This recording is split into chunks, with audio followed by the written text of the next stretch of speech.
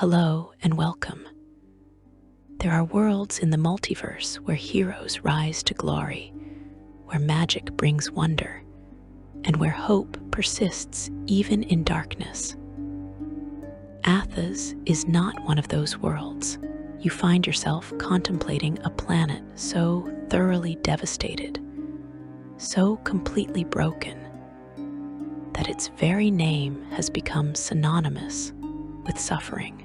This is the world of Dark Sun, and its history is a chronicle of paradise lost, of civilizations that reached too far, of power that corrupted absolutely, and of beauty transformed into endless desert waste. When you look upon Athas today, you see a dying world beneath a bloated crimson sun. The landscape stretches before you as an endless expanse of burning sand and jagged rock, where water is more precious than gold and life clings desperately to existence. The temperature soars to unbearable heights during the day, and the nights bring little relief from the oppressive heat. Massive city-states rise from the wastes like monuments to tyranny, each ruled by an immortal sorcerer-king who holds absolute power over every living soul within their walls. You witness a civilization built on slavery, where most people are property, where freedom is a dream whispered in secret, and where magic itself destroys the world with every casting. But this was not always so.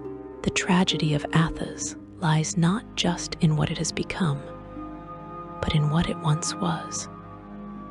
To understand the full weight of this world's suffering, you must journey back through millennia, back before the deserts, before the tyrants, before magic itself existed.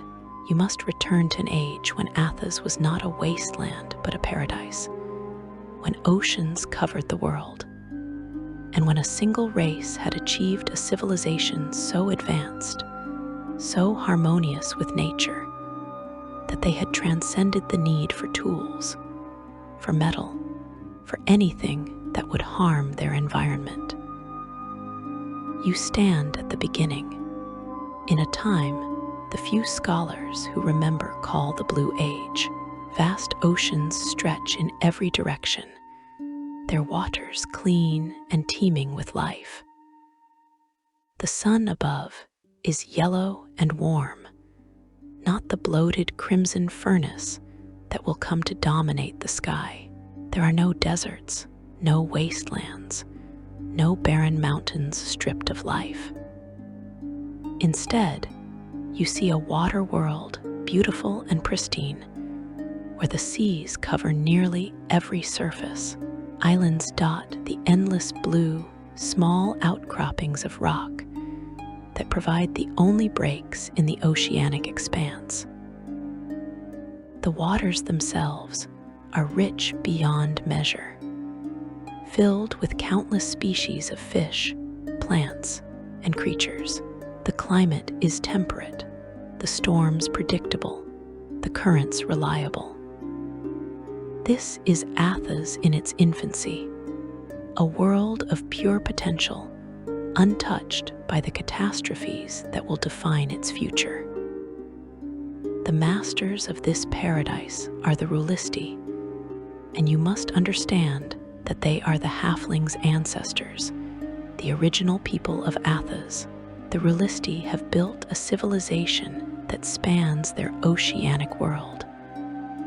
But they have done so without stone cities, without forges, without cutting down forests or mining mountains. You see, the rhulisti have mastered something far more elegant, far more sophisticated than crude tool-making. They have learned to shape life itself. The art they practice is called life-shaping, and as you observe their cities, you realize that nothing is built in the traditional sense. The rhulisti do not construct, they grow. Their homes are living organisms, carefully shaped through generations of knowledge to provide shelter. These structures breathe, they adapt to the needs of their inhabitants, they repair themselves when damaged. A rhulisti dwelling might be a massive coral formation, shaped over decades to include chambers, passages, and spaces perfectly suited to the family that will live within it. The walls themselves filter water and air, maintaining ideal conditions inside regardless of the weather outside. When a rhulisti dies, their home can be reshaped for the next generation, or allowed to return to its natural state, rejoining the ecosystem without leaving any permanent scar upon the world. Their vessels that sail the seas are creatures bred specifically for that purpose, responding to their master's needs.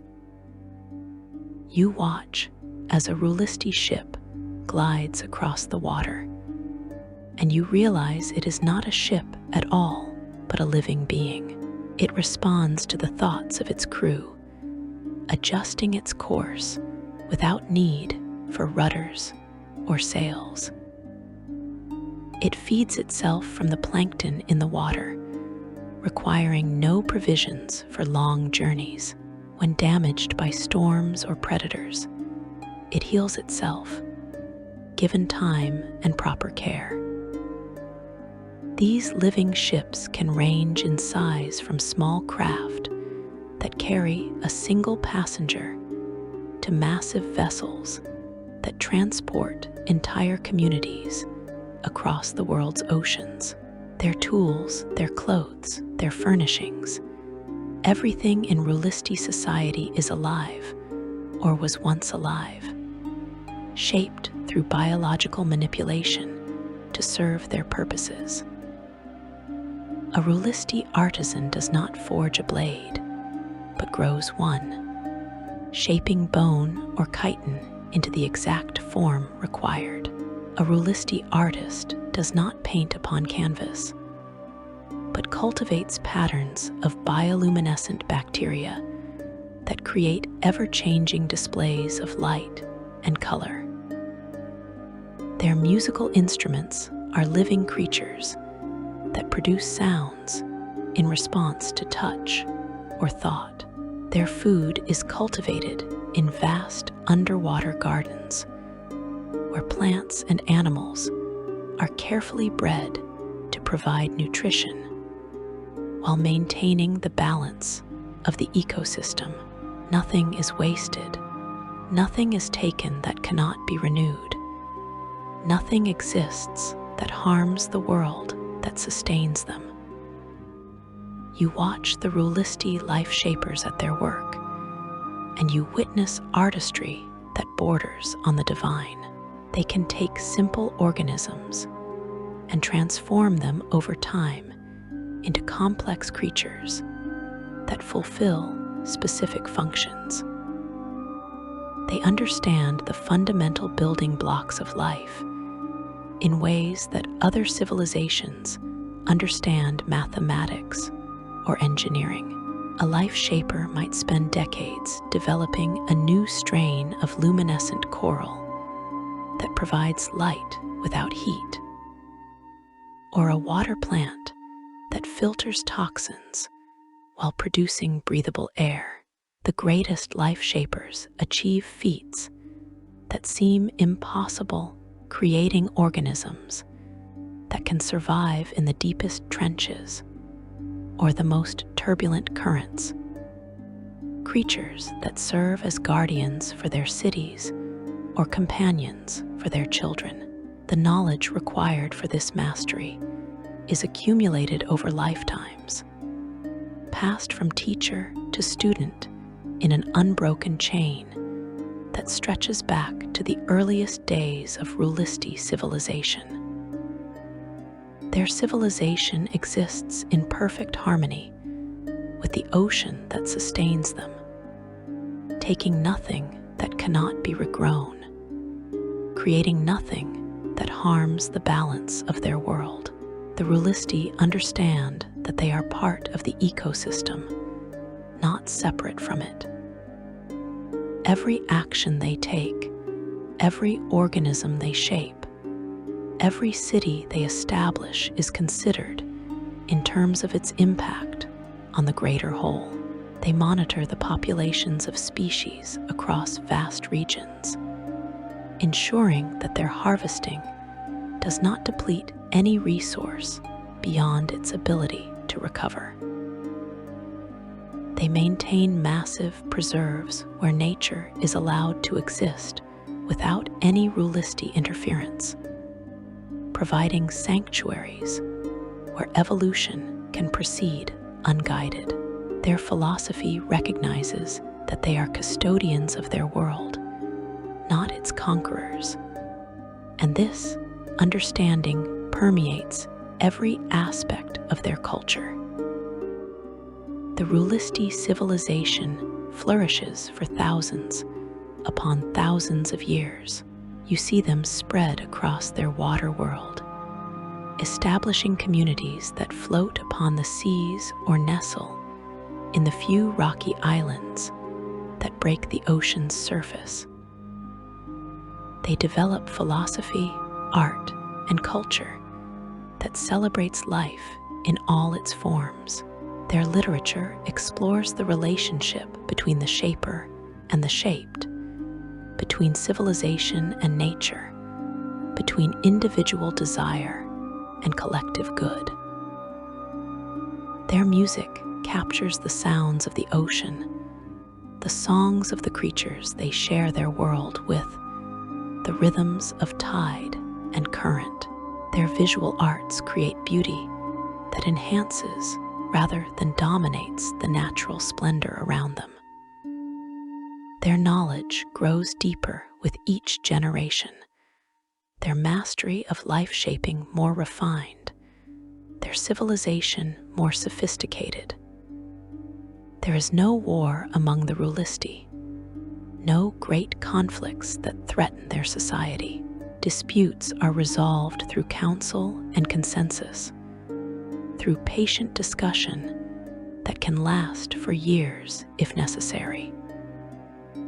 The rhulisti have learned that conflict damages not just the participants, but the entire community. That violence disrupts the careful balance they have worked so hard to maintain. They settle their differences through demonstration of skill in life shaping, through artistic competition, through philosophical debate. When communities disagree on fundamental issues, they simply separate, establishing new settlements in unexplored regions rather than forcing conformity through violence. They have achieved something rare in the multiverse, a truly sustainable, truly advanced civilization that does not consume its own world in the pursuit of progress. But you sense the shadow approaching. In this paradise, in this perfect society, a threat emerges that the rhulisti, for all their mastery of life, cannot predict or prevent. The disaster begins small, as all great catastrophes do.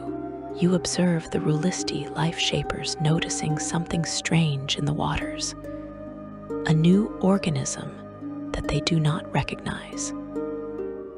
It appears to be a form of algae, or perhaps a simple plant, brown in color and unremarkable in appearance.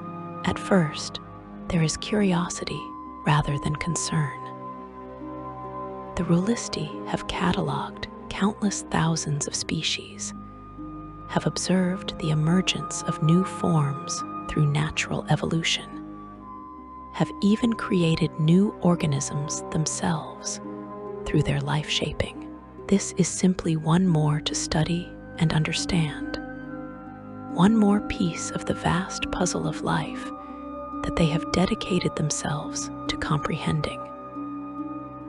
But you watch as the brown organism begins to spread. It reproduces at a rate that alarms the life shapers, doubling its coverage every few days, then every few hours. They attempt to study it, to understand its nature and origin, to determine whether it is a natural phenomenon or something else. What they discover fills them with dread. The evidence suggests this is not a natural organism, not something that emerged through the slow processes of evolution. It appears to be something created through life-shaping techniques, though whether it was an experiment gone wrong, a deliberate creation with unintended consequences, or perhaps even a weapon created by some faction of rhulisti, and then lost to the sea remains unclear. What matters is that it exists, it is spreading, and it cannot be stopped.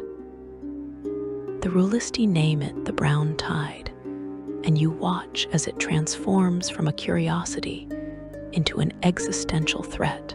The organism spreads across the oceans with terrifying speed, forming vast mats of brown growth that cover the surface of the water.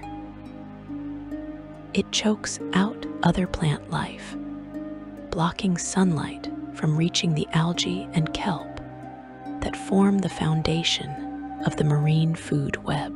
The evidence suggests it releases chemicals into the water that poison competitors, that disrupt the reproductive cycles of fish and other creatures. It consumes nutrients at a voracious rate, leaving behind waters that are depleted and barren. The careful balance that the rhulisti have maintained for millennia begins to collapse as the brown tide disrupts ecosystem after ecosystem. The creatures that the rhulisti depend upon for food begin to die, as their own food sources vanish beneath blankets of brown growth. Fish populations plummet as their spawning grounds are smothered. The great filter feeders that cleanse the waters sicken and perish as they attempt to consume the toxic brown tide. The living ships and structures that the rhulisti have shaped over countless generations begin to fail as the changed ocean chemistry poisons them. Homes that have stood for centuries start to dissolve, their carefully shaped biology unable to cope with the altered environment.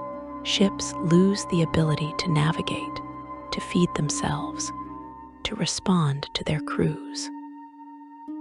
Even the rhulisti themselves begin to suffer, as the organisms they depend upon for food and medicine become scarce, as the water itself becomes less hospitable to their biology. You witness the rhulisti civilization mobilizing all their resources to combat the brown tide. The greatest life shapers work day and night, attempting to create organisms that will consume the tide, that will outcompete it, that will restore balance to the seas. They shape predators designed specifically to feed on the brown tide, creatures that should be able to keep its population in check. But the brown tide adapts faster than the rhulisti can compensate, developing defenses against each new predator, evolving resistances to each biological control. They attempt to create competing organisms that will outgrow the tide, that will reclaim the ecological niches it has conquered. But the brown tide is too aggressive too adaptable, too perfectly designed for rapid expansion. Everything they try fails or succeeds only temporarily before the tide overcomes their solution. Year by year, the oceans turn brown. Year by year, more of the ecosystem collapses. Year by year, the rhulisti civilization faces the reality that their world is dying. The crisis accelerates beyond anyone's worst predictions. Entire regions of ocean become dead zones, supporting no life except the brown tide itself. Rhulisti communities are abandoned as their food sources disappear, as their living infrastructure fails, as the water itself becomes too contaminated to support them. Refugees flood into the remaining healthy areas, straining resources that are already stretched thin. Starvation begins to touch even the wealthiest communities, even the most carefully managed preserves. The rhulisti, who have lived in harmony with their world for longer than any can remember, watch helplessly as that world dies around them. The debates among the rhulisti must be anguished. You can imagine their councils, their wisest minds seeking any solution, any hope. Some argue for patience, for continuing to seek a biological solution through their mastery of life shaping, insisting that given enough time, they will find the key to stopping the brown tide. Others propose radical ideas, experiments that push the boundaries of what the life shapers have ever attempted, that risk unknown consequences in exchange for the possibility of salvation. Still others advocate abandoning the oceans entirely, finding some way to adapt their species to survive on land, accepting the loss of their civilization in order to preserve their race. And as the situation grows more desperate, as starvation begins to claim lives in numbers that grow daily, the arguments of the radicals gain support. In their desperation, the rhulisti turn to their most ambitious project. You see them focus their efforts on a structure that will come to be known as the pristine tower. And you recognize immediately that this is different from anything the rhulisti have created before. While most of their life-shaped creations are measured and carefully balanced, designed to work within the existing order of nature, the pristine tower represents something more audacious. It is an attempt to manipulate life at a fundamental level, to command the very forces of creation themselves, to reshape reality rather than simply working within its constraints.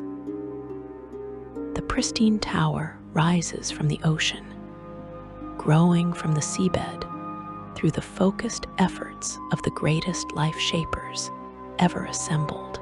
You can see that it is both alive and not alive, both structure and organism, existing in a state that defies easy categorization. The tower itself seems to focus and amplify the energy of the sun, drawing down the yellow light and transforming it into something that can alter the fundamental nature of living things. The life shapers who work within the tower are attempting something unprecedented, something that their entire civilization has carefully avoided for all the millennia of their existence. They are trying to create life, not through the slow, careful shaping that has defined their civilization, but through direct manipulation of the primal forces of nature itself. You watch as the experiments within the pristine tower grow more extreme. The brown tide continues to spread, leaving less and less of the ocean untouched, and the rhulisti know they are running out of time. They begin to experiment with their own bodies, attempting to adapt themselves to survive in a world where the oceans are no longer hospitable, transforming volunteers into new forms that might be able to endure what is coming. They create new creatures, powerful beings designed specifically to combat the brown tide, organisms that are more weapon than living thing. And in their desperation, they push beyond the boundaries of wisdom, beyond the careful respect for life that has defined their civilization for so long. They pursue solutions that they would have rejected as too dangerous, too unpredictable in any other circumstance. But these are not normal circumstances, and the choice seems clear. Risk everything or watch their world die. The final experiment is both their salvation and their doom.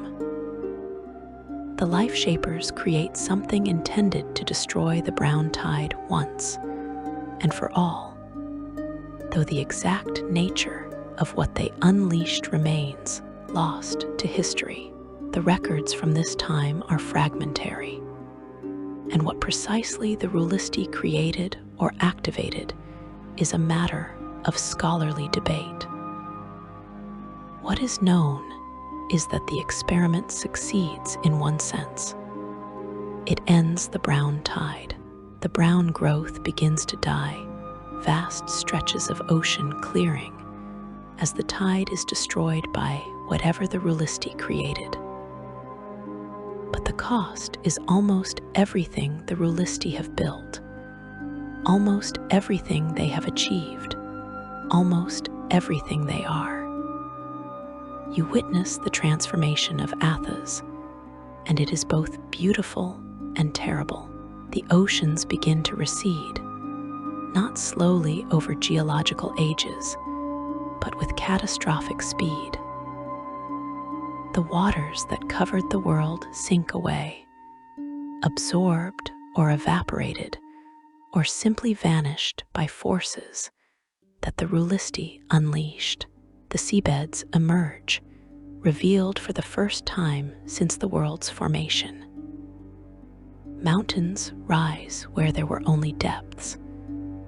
Vast continents appear where there was only endless sea. The world convulses as geography that has existed for eons is replaced in a matter of years, or perhaps even months. Earthquakes shake the emerging lands as tectonic plates adjust to their new state.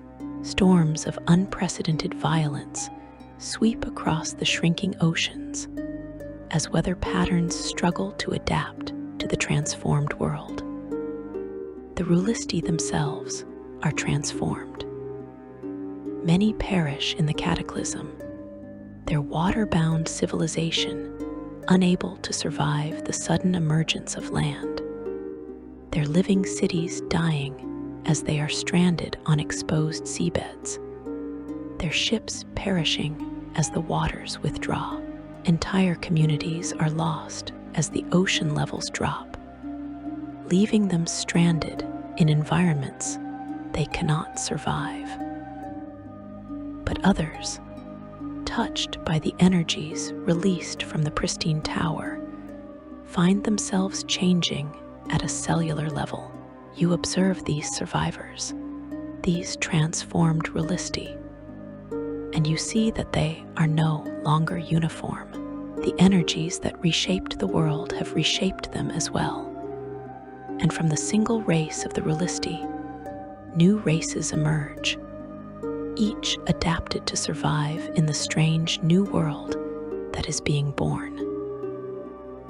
Some of the rhulisti grow taller, slenderer, their forms adapting to life on the newly emerged land, their biology changing to allow them to run across vast distances without tiring. These will become the elves of Athas, though they are not like the elves of other worlds. They are nomadic, distrustful, hardened by the harsh environment they will come to inhabit. Others grow shorter but broader, their bodies compact and powerful, their minds developing an obsessive focus that will define their culture. These are the ancestors of the dwarves, and again, Athas will shape them into something unique, something fierce and determined, and utterly unlike the mountain-dwelling craftsmen of other worlds. Still others transform in different ways. Some become the humans who will one day dominate the world, adaptable and ambitious, and ultimately destructive.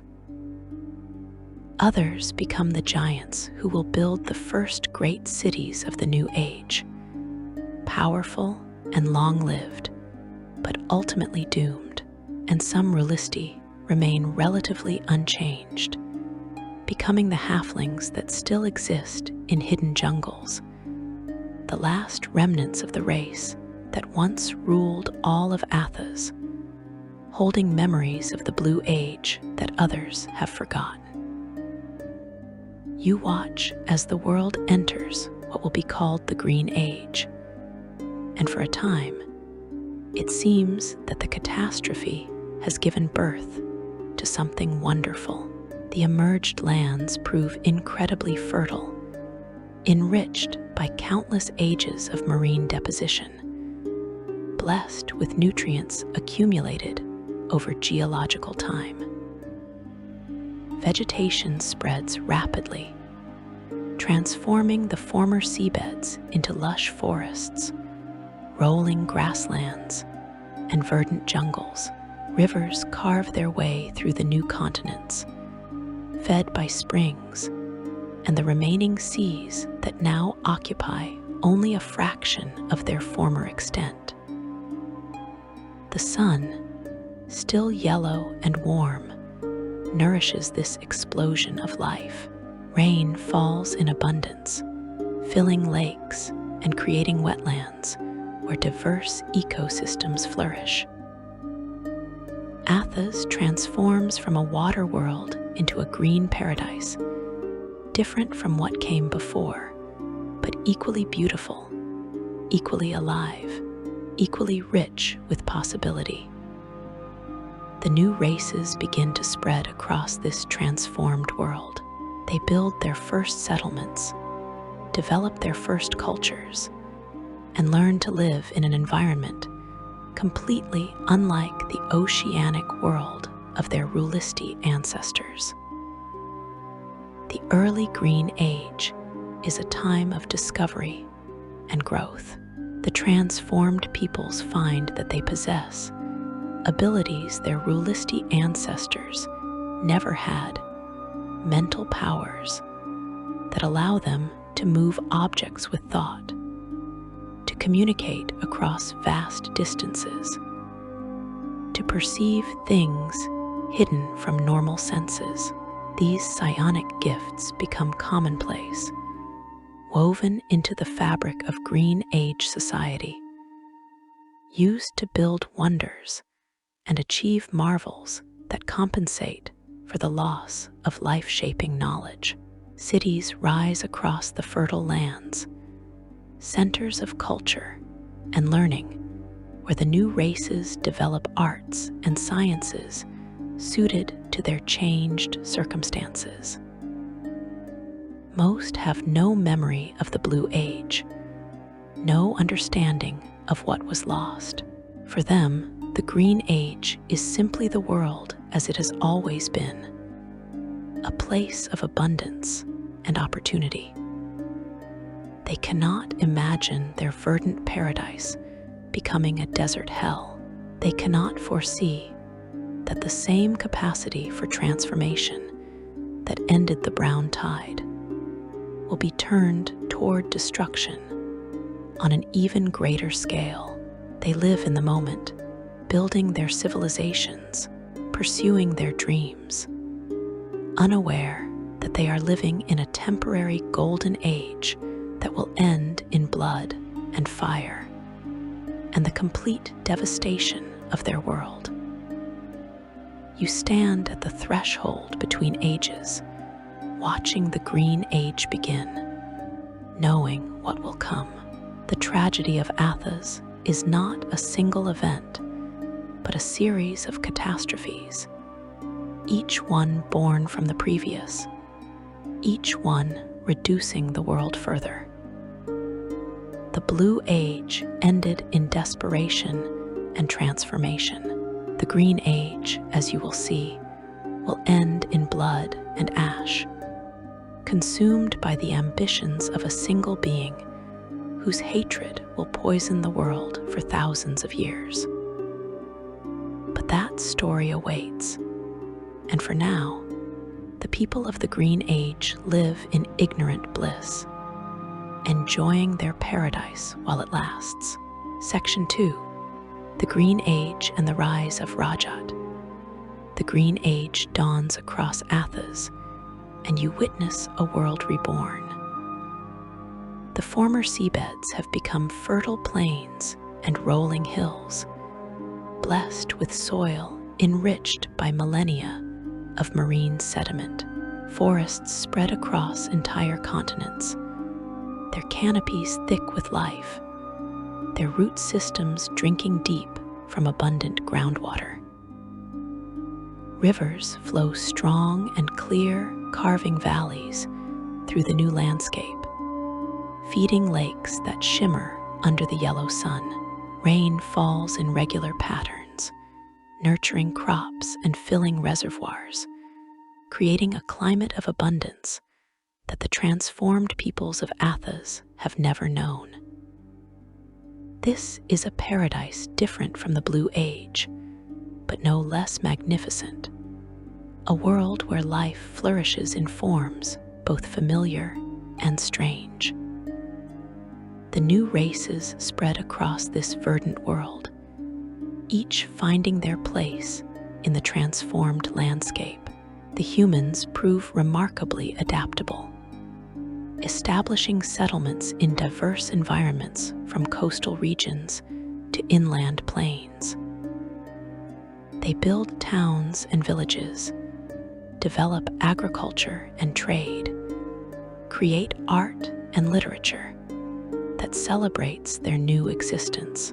The elves range across vast distances, their transformed bodies capable of running for days without rest, their tribes moving with the seasons and the herds they follow. The dwarves discover within themselves an intensity of purpose that defines their entire culture, an ability to focus on a single task or goal with absolute dedication. When a dwarf commits to a project, whether building a structure or mastering a craft or achieving some personal objective, they pursue it with single-minded determination that borders on obsession. The giants emerge as the master builders of the early Green Age. You watch as they raise cities that dwarf anything the other races attempt, structures of stone and timber that showcase both strength and artistry. The former halfling center of Tyranny is rebuilt and renamed Tyr, destined to become one of the greatest cities of the age. Other metropolises rise across the landscape, ebb on the shores of what will one day be the Sea of Silt, Badach in fertile valleys to the north, Giastinal in the heartland of the new continent. These cities are marvels of engineering and planning, with broad avenues, soaring towers, grand plazas, and infrastructure that supports populations in the tens of thousands. The giants organize labor, direct construction, and establish the foundations of urban civilization on Athas. But you notice something else emerging in this transformed world, something that sets Athas apart from nearly every other realm in the multiverse. The people discover that they possess powers of the mind that transcend anything known elsewhere. These psionic abilities manifest in every race, in every individual to some degree. A farmer discovers they can move objects with thought alone, saving hours of physical labor. A merchant realizes they can sense the emotions of those they deal with, detecting lies and reading intentions. A warrior finds they can enhance their body's capabilities, moving with superhuman speed or striking with impossible force. Parents communicate with their children across vast distances through pure thought. Healers mend wounds by channeling mental energy into damaged tissue. Craftsmen shape materials through telekinetic precision that no tool could match. The mutations caused by the power of the pristine tower have gifted the new people of Athas with myriad psionic powers. These abilities are not rare gifts possessed by a chosen few, but commonplace talents that nearly everyone develops to some degree. Children learn to use their psionic abilities as naturally as they learn to walk and speak. Schools and academies arise in the great cities, dedicated to training students in the disciplined use of mental powers. The psionic disciplines become formalized, categorized into different schools of thought and practice. Telepathy for those who communicate mind to mind, psychokinesis for those who move objects through will alone, clairsentience for those who perceive hidden truths, psychometabolism for those who enhance or transform their own bodies. A high standard of living is achieved for those dwelling in the cities, supported by wonders created with psionics. You observe the great urban centers of the Green Age and see a civilization that rivals anything in the multiverse. Buildings rise through coordinated telekinetic effort, with stones perfectly placed and structures balanced with mathematical precision. Agriculture flourishes as psions enhance crop growth, predict weather patterns, and protect fields from pests and disease. Communication networks span continents, with telepaths serving as living conduits for messages and information. Transportation becomes efficient as psions develop techniques for moving themselves and others across vast distances. Medicine advances as healers learn to perceive illness at cellular levels and channel psionic energy to cure diseases that would otherwise be fatal. The cities develop sophisticated cultures, each with their own character and specializations. You see Tyr becoming a center of commerce and trade, its markets filled with goods from across the known world.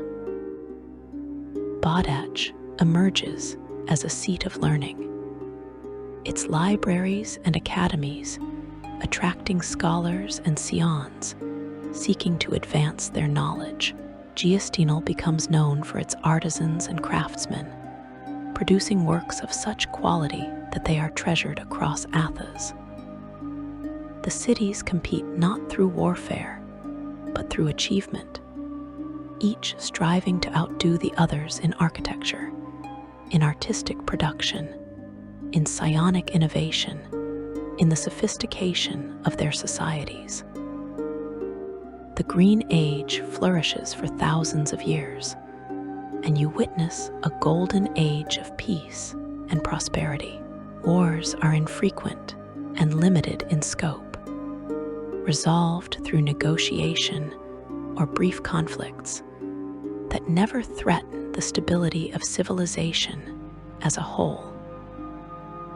Trade flows between cities and regions, enriching all who participate. The population grows steadily, supported by abundant resources and a climate that favors agriculture and settlement. Art and music flourish, with each race contributing their unique perspectives and traditions. Philosophy and science advance, as thinkers seek to understand the world they inhabit and the psionic powers they possess. For millennia, it seems that Athas has finally achieved a sustainable civilization, that the catastrophe of the Blue Age was a singular event that will never be repeated. But you sense the darkness gathering, the shadow that will end this paradise, as surely as the brown tide ended the Blue Age. And that shadow has a name: Rajaat. Among the new races that emerged from the rhulisti was a rare and powerful people known as the Pyrenes. These beings are few in number, but remarkable in their capabilities, possessing both exceptional psionic abilities and a deep connection to the natural world. They are tall and graceful, their features combining aspects of all the transformed races. They live far longer than humans or dwarves or elves, centuries passing while they barely age. The Pyrenes tend to be reclusive, preferring wild places to the crowded cities, serving as guardians of nature and maintaining balance between civilization and the wilderness. They are respected by the other races, sometimes sought out for wisdom or guidance, but they remain apart, observers more than participants in the great events of the age. One of their number, Rajaat, is different from his kin. You observe him in his early years, and you see immediately that he does not fit among the Pyrenes. Where others of his race are beautiful and well-formed, Rajaat is twisted, his body misshapen and asymmetrical. One side of his form is larger than the other. His limbs are of uneven length. His features are distorted in ways that cause others to turn away in discomfort. Among the long-lived Pyrenes who hardly seem to age, Rajaat appears ancient even in his youth, as though he was born old and will only grow older still. His appearance marks him as different, as wrong, and the other Pyrenes, for all their wisdom and compassion, cannot hide their unease in his presence. But what truly sets Rajaat apart is not his body, but his mind. You see in him an intelligence that surpasses even the most gifted scions of the age, a mind that never stops seeking, questioning, analyzing. Where others accept the world as it is, Rajaat constantly asks why it must be so and how it might be changed. Where others find contentment in the present, Rajaat obsesses over the past and schemes for the future.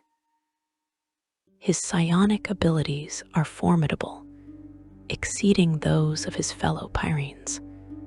But even these gifts do not satisfy him. He seeks something more, something that exists beyond the boundaries of what is known, and this seeking will consume him and ultimately consume the world. The other Pyrenes, recognizing both Rajaat's gifts and his dangerous obsessions, attempt to guide him, to channel his abilities toward constructive purposes, but Rajaat rejects their counsel.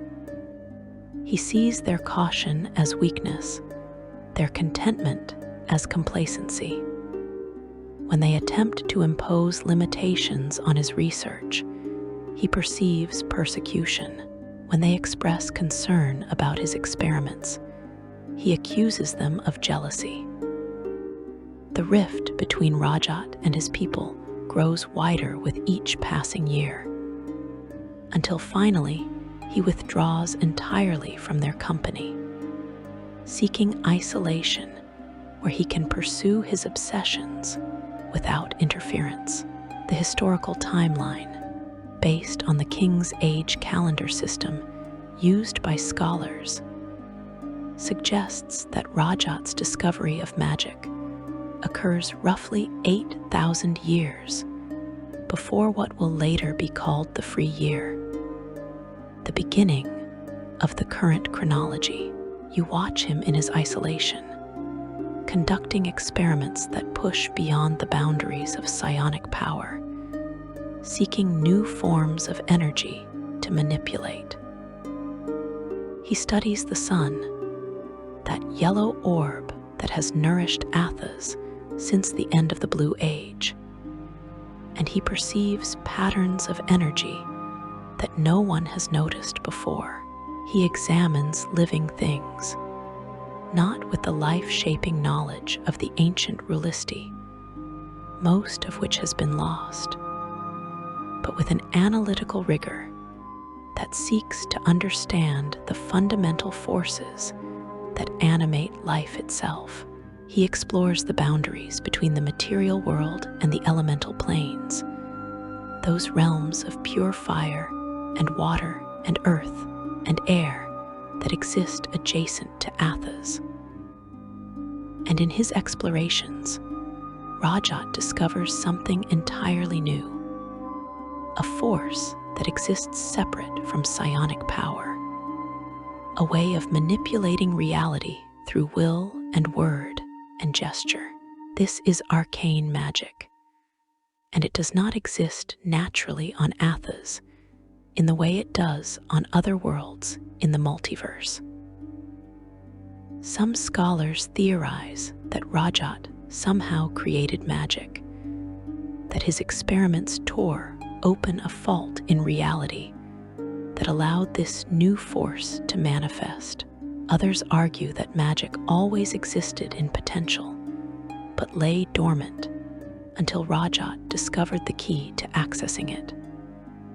Whatever the truth, Rajaat becomes the first wizard, the first being on Athas to command arcane forces, and he realizes immediately that he has found something of tremendous power. Seeking more power and a place to conduct his increasingly ambitious experiments, he takes possession of the pristine tower, that ancient structure, relic of the rhulisti's desperate attempt to save their world, still stands in a remote region far from the great cities of the Green Age. Most people avoid it, sensing the dangerous energies that permeate the place, remembering stories of how it transformed the world and the people who inhabited it. But Rajaat is drawn to the tower precisely because of its power. He makes it his stronghold, his laboratory, his seat of power. Here, at the nexus of energies that once reshaped an entire world, Rajaat masters this new force and develops two distinct ways of using it. One path that he discovers preserves nature, drawing energy for spells in a careful, sustainable manner that leaves the world unchanged. This preserving magic takes from plants and soil, and air only what can be spared, only what will be naturally replenished. A preserver casting a spell might draw a small amount of life energy from the vegetation around them, causing leaves to wilt slightly or grass to dry temporarily. But the damage is minimal and recovers quickly. Preserving magic is slower and requires more discipline than the alternative, but it is safe, sustainable, and in harmony with the natural world. The other path exploits nature, consuming it voraciously to fuel spells of greater power. This defiling magic drains the life force from everything within range, turning plants to ash, reducing soil to sterile dust, killing small creatures outright, and leaving behind a circle of devastation that may never recover. A defiler casting even a simple spell creates a visible zone of death around them, the radius depending on the power of the magic employed.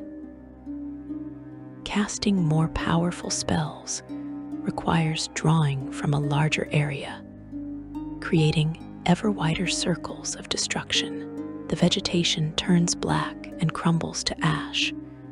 The earth becomes gray and lifeless, and the very air seems to grow thin and poisoned. But the power available to a defiler far exceeds what a preserver can command, and the temptation of that power proves overwhelming to many who learn Rajaat's art. You watch Rajaat experiment with both forms of magic, testing their limits and capabilities. He learns to cast spells that manipulate fire and lightning, that transform living flesh, that alter the fundamental properties of matter. He develops incantations that allow him to travel instantly across vast distances, to become invisible, to read the thoughts of others in ways that surpass even the most skilled telepaths. He creates magical items imbued with permanent enchantments, artifacts of tremendous power that persist long after the casting is complete.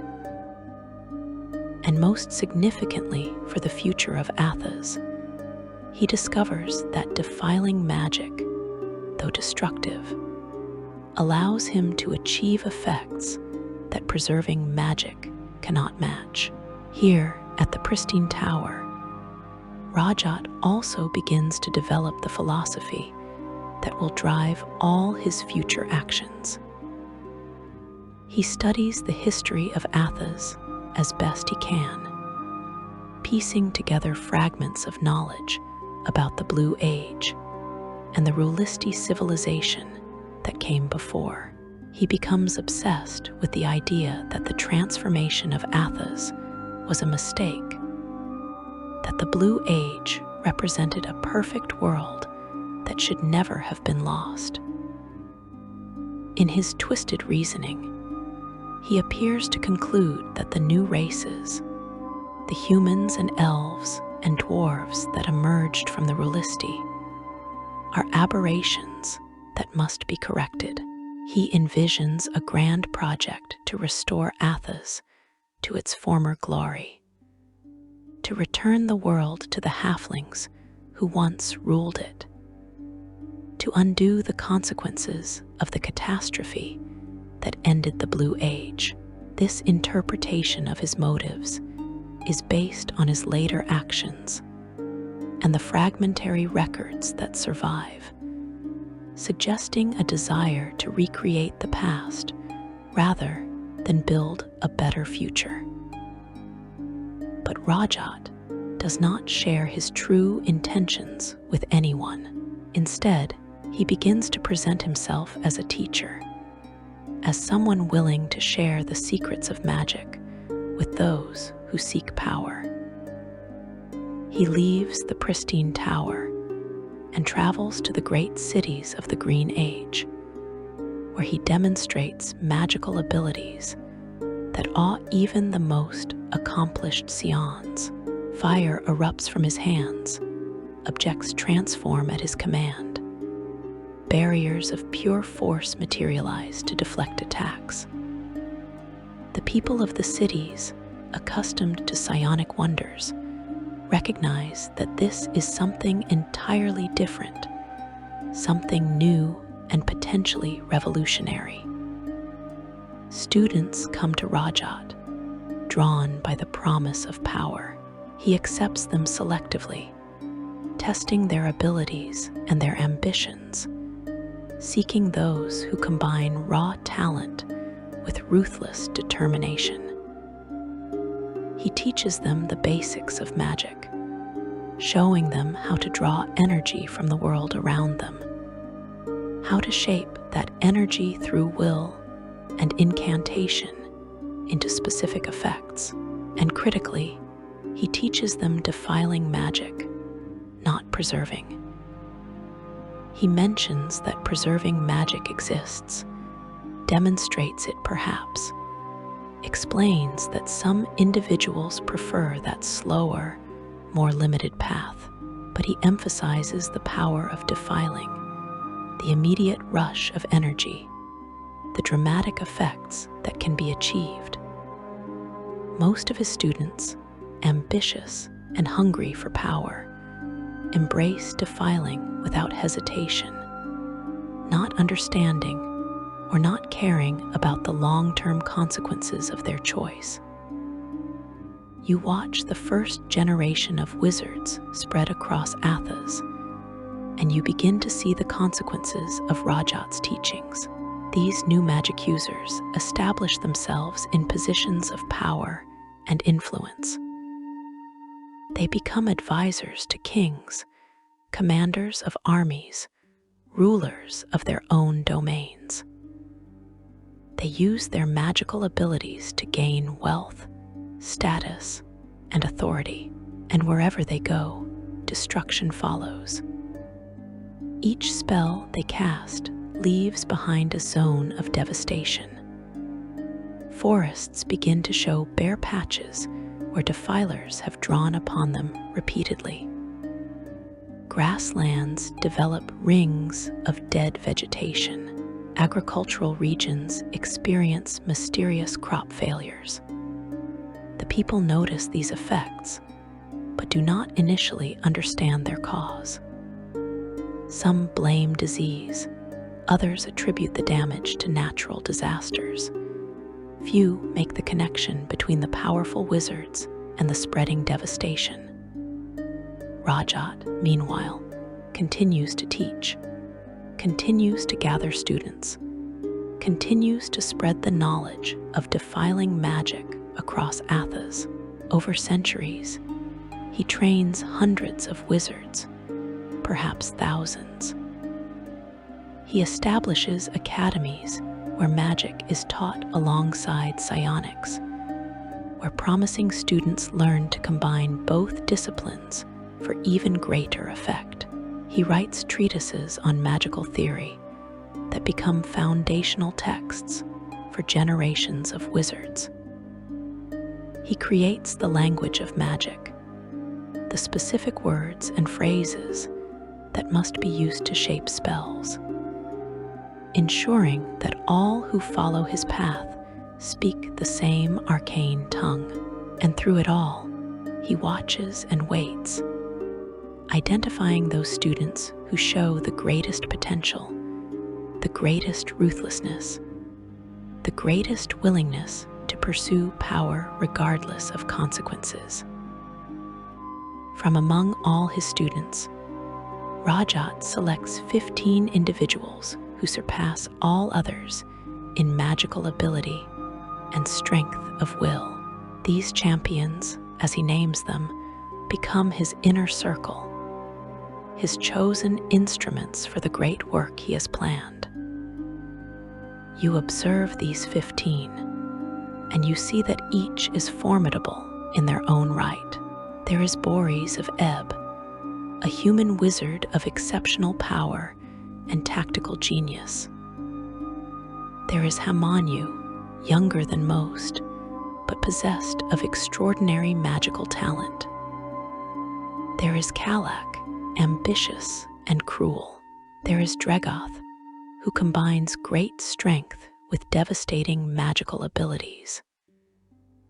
Each of the champions has distinguished themselves through conquest, through magical innovation, through demonstrations of power that set them apart from ordinary wizards.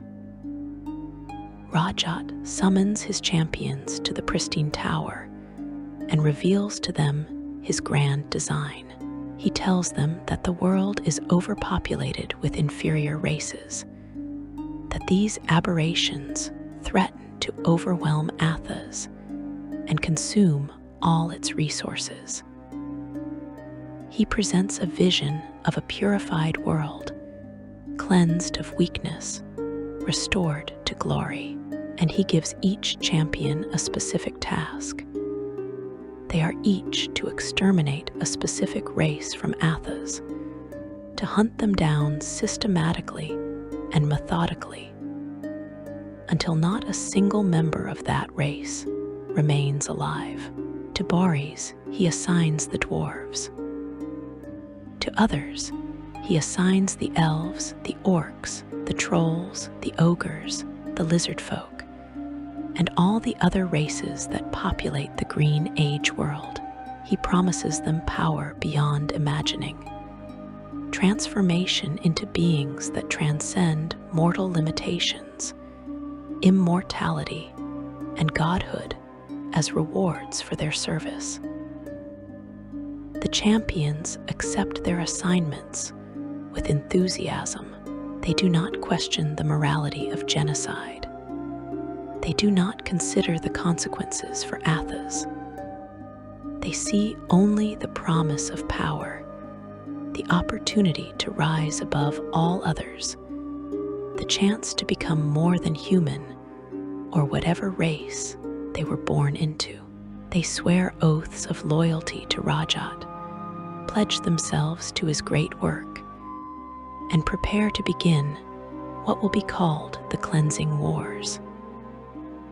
But the evidence strongly suggests that Rajaat has deceived them. His true goal appears not to be cleansing the world of inferior races, but to exterminate all the new races, including humans. He has told each human champion that they are working toward a better world for humanity, that once the other races are eliminated, humans will reign supreme. But this appears to be a lie.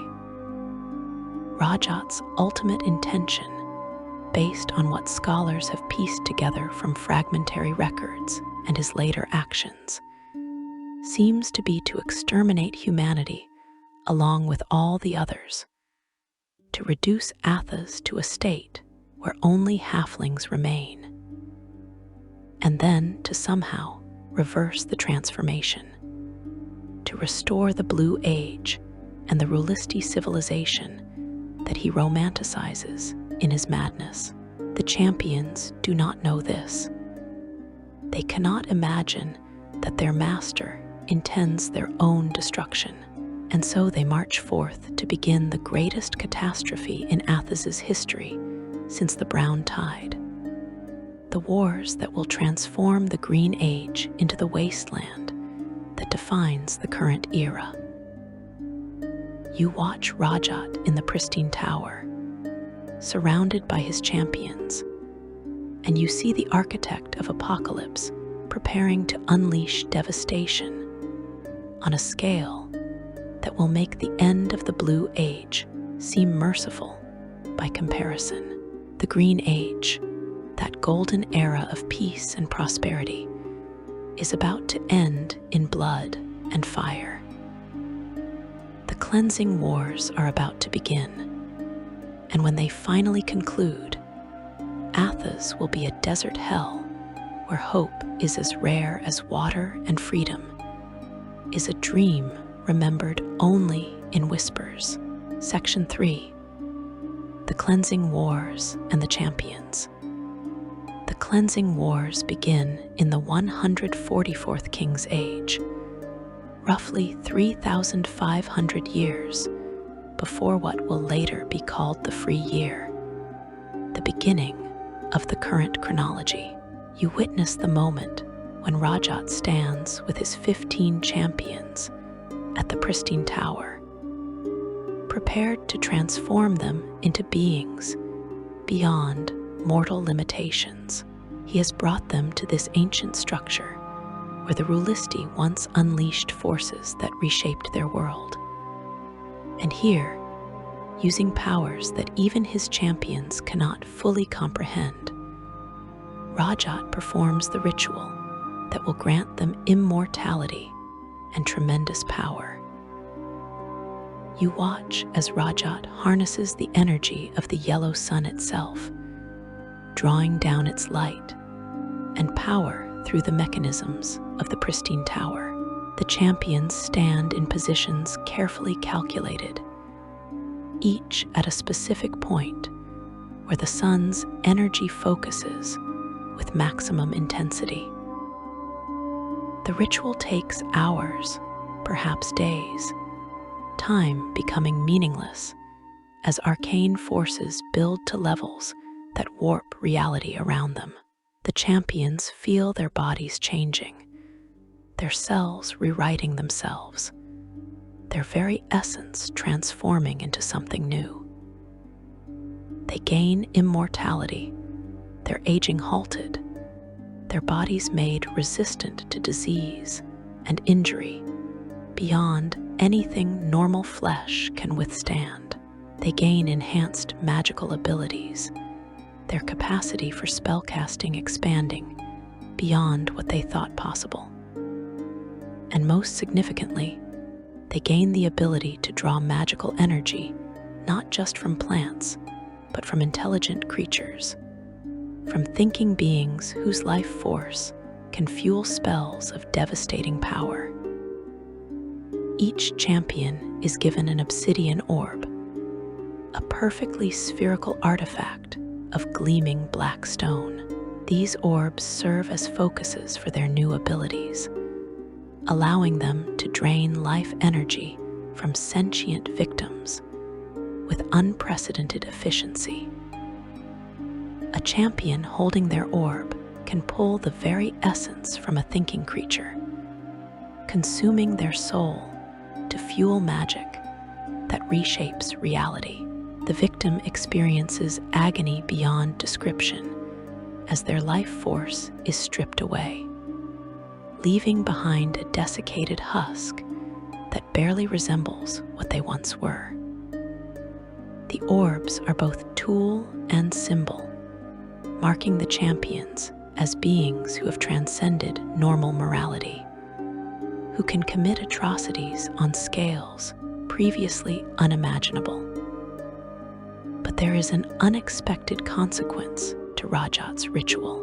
The process of creating the champions, of drawing such vast amounts of solar energy through the pristine tower, and channeling it into mortal flesh, affects the sun itself. You observe the yellow orb that has nurtured Athas since the end of the Blue Age beginning to change.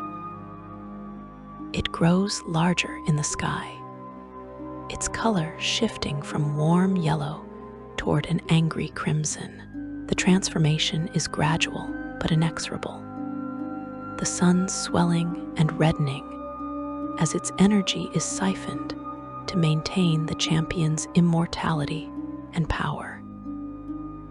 The temperature across Athas begins to rise, the gentle warmth of the green age giving way to oppressive heat that will only intensify in the centuries to come. Rajaat assigns each champion their specific target, the race they are to exterminate from Athas. The historical records, though fragmentary and preserved through oral tradition and scattered texts, document these assignments. To Boris of Ebb, he assigns the dwarves, naming him the Butcher of Dwarves. To To Hamanyu, he initially assigns the trolls, though Hamanyu's role will change when he replaces another champion. To Kalak of Tyr, he assigns the ogres, naming him the Ogre Doom. To Sacha of Arala, the first champion, he assigns the kobolds. To the fifth champion, later known as Abalatri or Inus of Waverley, he assigns the orcs.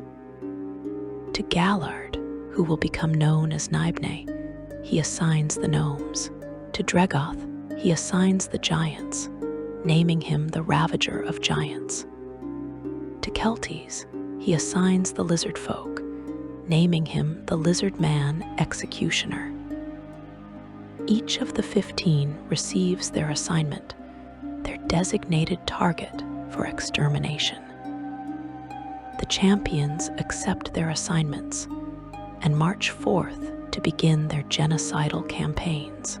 You watch as they gather armies, recruit soldiers through promises of conquest and plunder, employ their magical abilities to compel loyalty and instill terror.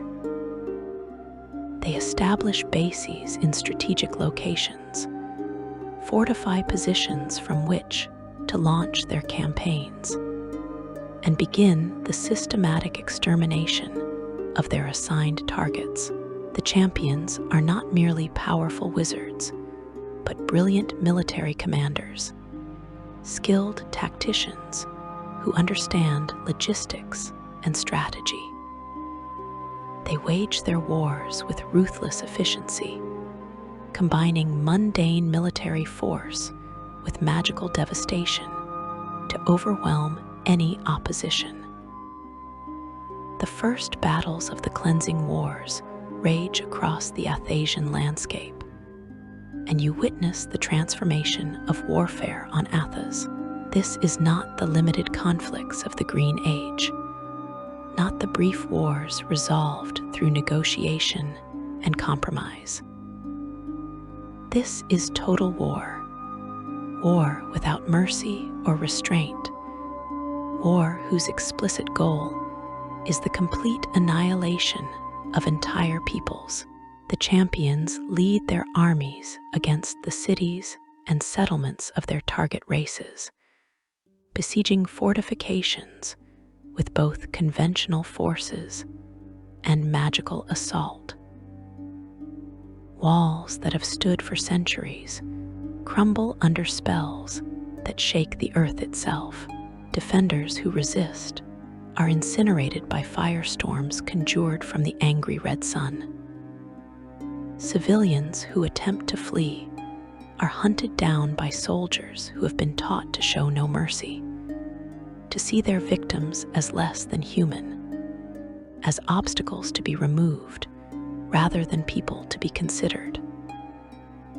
The forests of Athas begin to wither and die as the champions and their wizard generals employ defiling magic on scales never before seen. Every spell cast by a defiler creates a circle of death, and the Cleansing Wars involve countless spells cast every day for centuries. Forests that have stood since the beginning of the Green Age are reduced to ash and dust. Grasslands become barren wastes where nothing grows. Agricultural regions that fed millions become sterile deserts where the soil itself is dead, depleted of every trace of life-sustaining energy. The champions do not concern themselves with these consequences. They have their missions, their targets to eliminate, and the state of the land after their victory is irrelevant to their purpose. Sacha of Arala, the first champion of Rajaat, leads the campaign against the kobolds. These small reptilian humanoids, clever and resourceful, have established communities across various regions of Athas. But they are no match for a champion of Rajaat, backed by armies of human soldiers and defiler wizards. Sacha hunts them systematically, destroying their warrens and tunnels, smoking them out of their hiding places, employing magic that collapses their underground refuges and buries them alive. The war against the kobolds lasts decades, but Sacha is patient and thorough.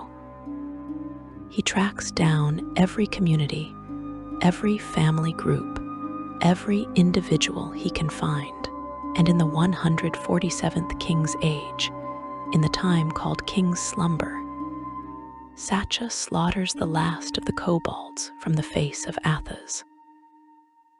An entire race, with its own culture and history and dreams, ceases to exist. The fifth champion, who will later be known as a Balatri or Inus of Waverley, wages war against the orcs. These powerful humanoids, strong and warlike, present a greater challenge than the kobolds.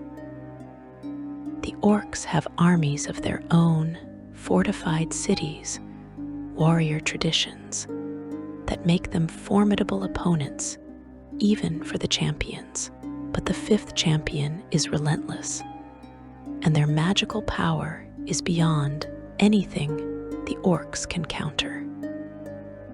Campaign after campaign is waged, accepting heavy losses among their own forces, but always pressing forward, always driving the orcs back. Cities are burned, water sources poisoned, and evidence suggests that plagues and magical diseases are employed to decimate orc populations. And in the time called Friends' Contemplation, the fifth champion slaughters the last of the orcs from the face of Athas, another race extinct, another genocide complete. Kalak, the second champion, receives the assignment to eliminate the ogres. These brutish creatures, large and powerful, but possessed of a cruel intelligence, rule over territories in various regions of Athas. Kalak prosecutes his war with particular savagery, and the historical accounts suggest he takes personal pleasure in the suffering he inflicts. He does not simply kill the ogres, but torments them, uses magic to transform them into twisted forms before ending their lives, displays their bodies as warnings to others.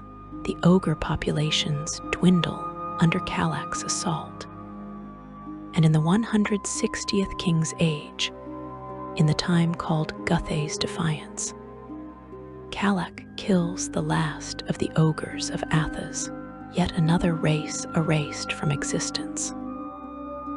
Gallard, the sixth champion who will become known as Naibne, conducts the extermination of the gnomes.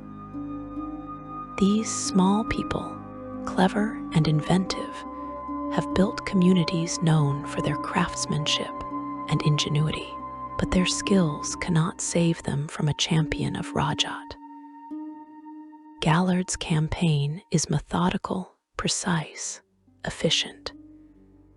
He identifies every gnome settlement, every workshop, every hidden community. His soldiers surround them. His wizards seal off escape routes with magical barriers. And then the slaughter begins. In the time called Ral's Reverence, Gallard massacres the last of Athas's gnomes. Their inventions are destroyed, their knowledge lost, their very existence forgotten, except in the fragmentary records that survive the wars. Dregoth, the ravager of giants, prosecutes perhaps the most challenging of all the genocidal campaigns. The giants were the master builders of the Green Age, the founders of many of Athas's greatest cities, beings of tremendous strength and considerable magical ability. They do not submit easily to extermination. They defend their cities with armies and fortifications, with their own wizards and scions, with desperate courage born of the knowledge that they face annihilation. But Rajaat is among the most powerful of all the champions, and he wages war with apocalyptic intensity. He destroys entire cities, reducing them to rubble with spells that tear the earth itself apart. He slays giant heroes in single combat, demonstrating his superiority over even their mightiest warriors. The war against the giants lasts for centuries and devastates vast regions of Athas. And while Rajaat drives them to the edge of extinction, scattered survivors may remain in remote regions where they hide and hope to escape notice. Boris of Ebb, the butcher of dwarves, finds his assigned target among the most difficult to eliminate completely. The dwarves of Athas are defined by their focus, their ability to dedicate themselves completely to a single purpose or task. When that focus becomes survival, when dwarves commit themselves to evading extermination, they prove remarkably resilient. They hide in remote mountains, in deep caverns, in places so harsh that even Boris's armies struggle to reach them. They fight with suicidal determination when cornered, taking as many enemies with them as possible. Boris hunts them for centuries, killing millions, reducing their populations to tiny remnants scattered across the wasteland. But he never quite succeeds in killing the last dwarf, and this failure will haunt him. A reminder that even the champions of Rajaat can fail in their assigned tasks. Kelties, the lizard man executioner, prosecutes the campaign against the lizard folk across Athas. These reptilian humanoids inhabit various regions, but Kelties encounters a significant obstacle when he arrives at Saragor. This region is protected by powerful scions, known as the Mind Lords, beings whose mastery of time and prescience allows them to anticipate the cleansing wars. The Mind Lords hide the entire population of lizard folk from the champion, using psionic abilities that deflect Kelties' magical senses and make the lizard folk invisible to his searches. Kelties searches, but cannot find his targets, his magic somehow unable to penetrate the Mind Lord's defenses. Eventually, frustrated and uncertain, he leaves Saragor, moving on to other regions in search of lizard folk to kill. This represents one of the few successful resistances to the champions, a population saved through exceptional psionic power and careful planning. Other champions pursue their own campaigns with varying degrees of success. You watch as the pixies are exterminated, as the Wemmicks are hunted to extinction, as various other races targeted by Rajaat are systematically destroyed. Each genocide follows a similar pattern: identification of target populations, mobilization of military forces, systematic destruction of communities, hunting of survivors, and eventually the death of the last member of the race.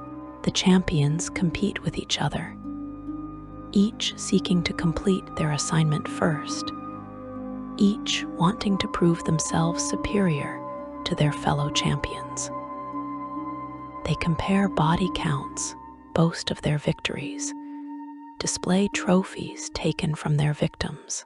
The cleansing wars become not just genocide, but sport, entertainment for beings who have transcended human morality. The environmental devastation accelerates beyond anything Rajaat himself anticipated. The forests of the Green Age are consumed, turned to ash by endless defiling magic. The grasslands become deserts as the soil is stripped of its vitality. Rivers begin to dry up as the changing climate reduces rainfall, and the wounded land can no longer retain moisture. Lakes shrink and become bitter with salt as evaporation exceeds replenishment. The abundant wildlife of the Green Age dies off as habitats are destroyed and food chains collapse. The temperature continues to rise as the red sun grows larger and more oppressive in the sky, making daytime travel increasingly difficult and dangerous. You observe the civilian populations caught in the midst of these wars, and you witness suffering on scales almost beyond comprehension. Humans who are not direct targets of the champions nonetheless die in vast numbers. They die in battles as soldiers conscripted into the champions' armies. They die in famines as agriculture fails in the devastated landscape. They die of thirst as water sources dry up. They die in the chaos that engulfs entire regions as civilization breaks down under the strain of endless war.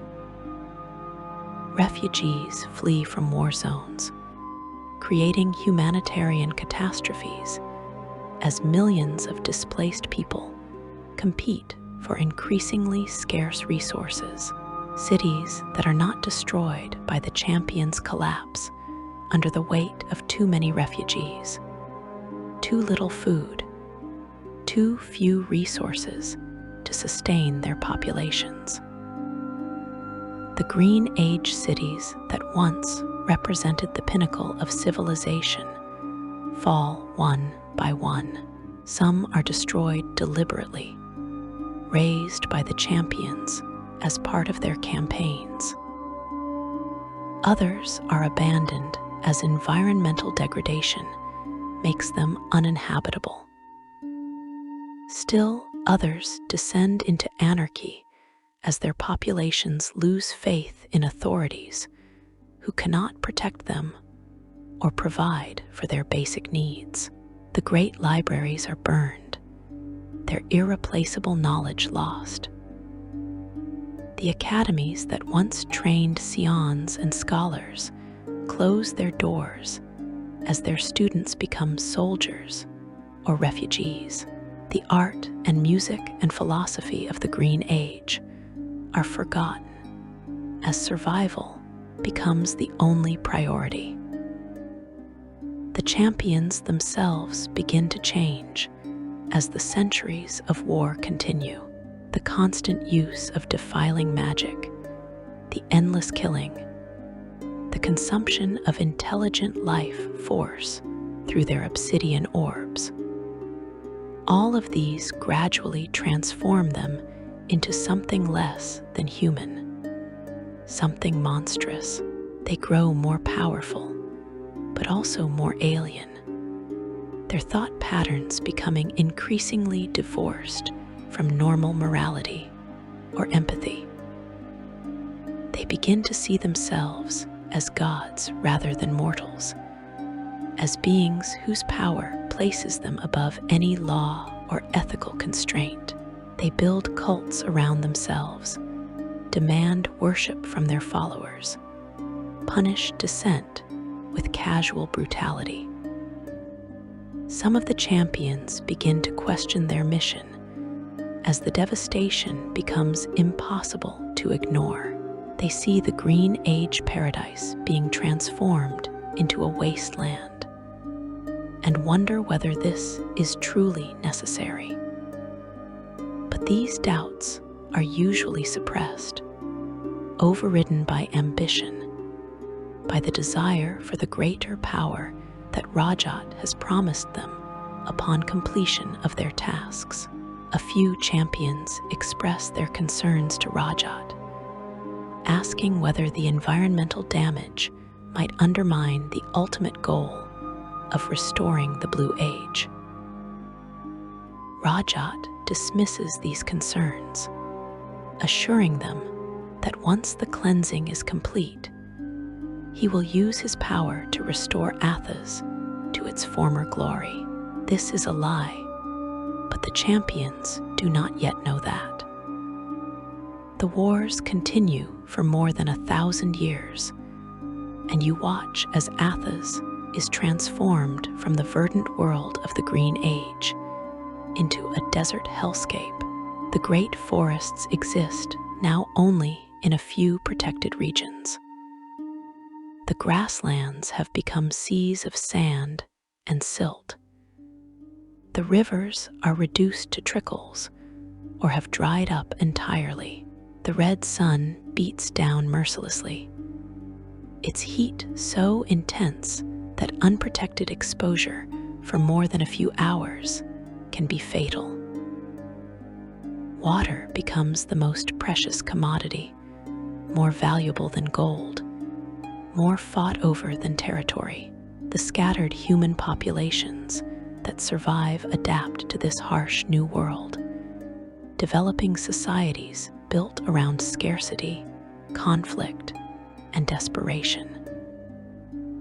And then, approximately in the 164th King's Age, roughly 2,000 years before the free year, some of the champions begin to discover the truth. Fragmentary evidence emerges suggesting that Rajaat's plans do not include the survival of humanity. Perhaps one of them captures and interrogates one of Rajaat's inner circle, who knows the first sorcerer's true intentions. Perhaps another discovers written records that reveal the genocidal plan. Perhaps several of them independently come to the same conclusion through logic and observation, recognizing that Rajaat's obsession with the Blue Age and the halflings implies the elimination of all the new races. However it happens, the realization spreads among the champions. They are not creating a human-dominated world, but working toward their own eventual extinction. The revelation shatters the champions' loyalty to Rajaat. They meet in secret, away from the pristine tower, away from Rajaat's ever-watchful eyes. They communicate through secure telepathic channels, their psionic abilities allowing them to coordinate without risk of Rajaat intercepting their plans. They confirm among themselves that their master has betrayed them, has used them as tools to eliminate the other races before turning on humanity itself. They debate what to do, how to respond to this betrayal. Some argue for confronting Rajaat directly, demanding an explanation. Others insist that only one response is possible. They must rebel, must turn on their creator before he can turn on them. The debate is fierce, but eventually a consensus emerges. They will act together, united against the being who made them what they are. Boris of Ebb emerges as the leader of the rebellion. He is one of the oldest champions, one of the most powerful, and one of the most strategic in his thinking. He understands that simply attacking Rajaat would likely fail, that the first sorcerer's power exceeds that of any individual champion, or even several working together. They need an advantage, a weapon that can match Rajaat's might. And Boris knows where such a weapon might be found. The Dark Lens, one of Rajaat's own artifacts, a relic created at the pristine tower, and imbued with power sufficient to transform reality itself. The champions plan their betrayal carefully. They cannot move openly, cannot give Rajaat any warning of their intentions.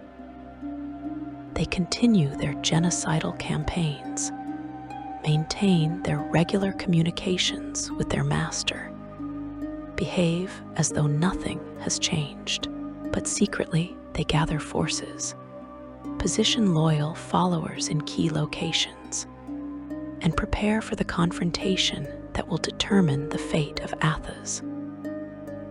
And when the moment comes, when they have secured the Dark Lens and assembled their full strength, the champions of Rajaat turn on the being who created them and begin the battle that will end the cleansing wars and begin a new age of tyranny. Section 4. The Rebellion and Imprisonment of Rajaat. The rebellion against Rajaat begins approximately in the 164th King's Age, roughly 2,000 years before the free year. Boris of Ebb, the butcher of dwarves, stands at the center of this conspiracy, coordinating the actions of champions scattered across the devastated landscape of Athas.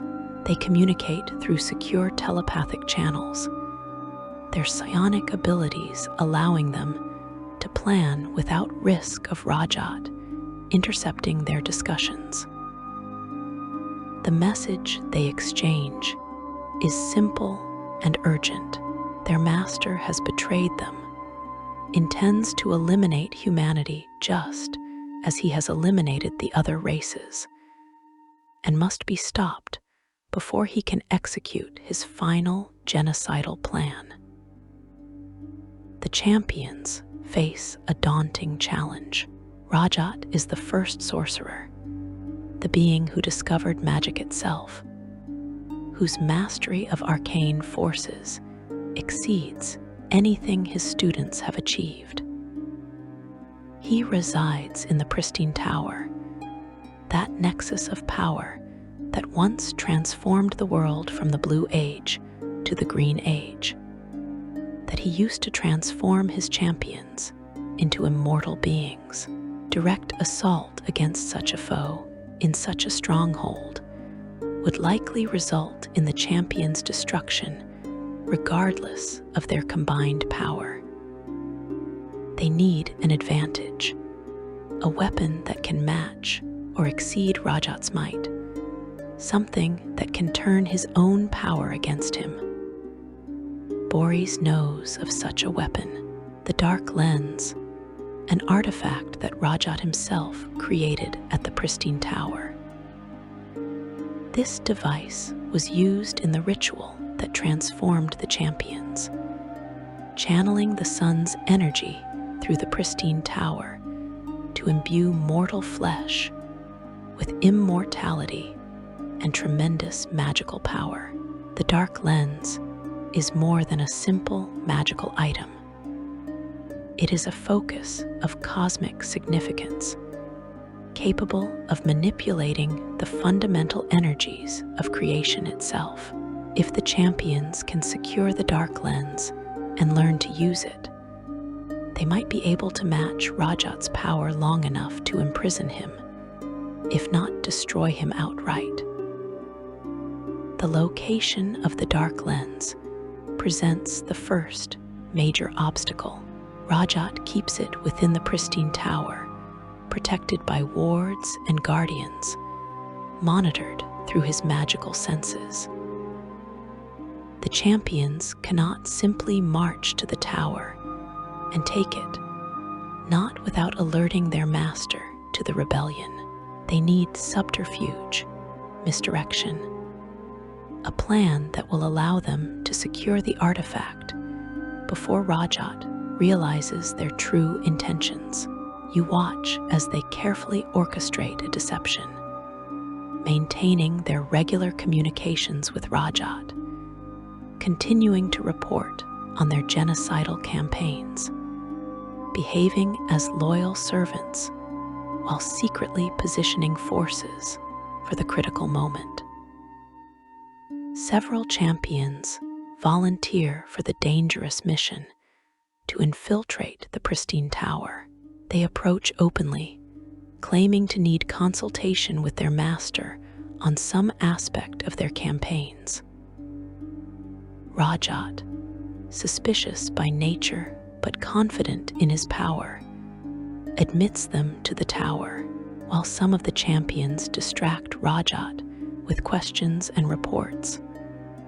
Others secretly search for the dark lens, using their psionic abilities to probe beyond physical barriers, to sense the artifact's unique magical signature. The search is tense, conducted in the very heart of Rajaat's power, with discovery meaning certain death. But eventually, they locate the dark lens, and through a combination of magic and psionics, spirit it away from the tower before Rajaat realizes it is missing. With the dark lens secured, the champions prepare for open rebellion. They gather their armies, calling in forces from across Athas. Thousands of soldiers, hundreds of defiler wizards, the most powerful scions they can recruit or compel, all converge on locations near the pristine tower. The champions themselves take positions around the tower, forming a circle that prevents Rajaat from escaping once the battle begins. They coordinate their timing precisely, knowing they will have only one opportunity, that if their attack fails, Rajaat will destroy them all and complete his plan to exterminate humanity. The battle begins when the champions simultaneously assault the pristine tower from all directions. Magical bombardment shakes the ancient structure.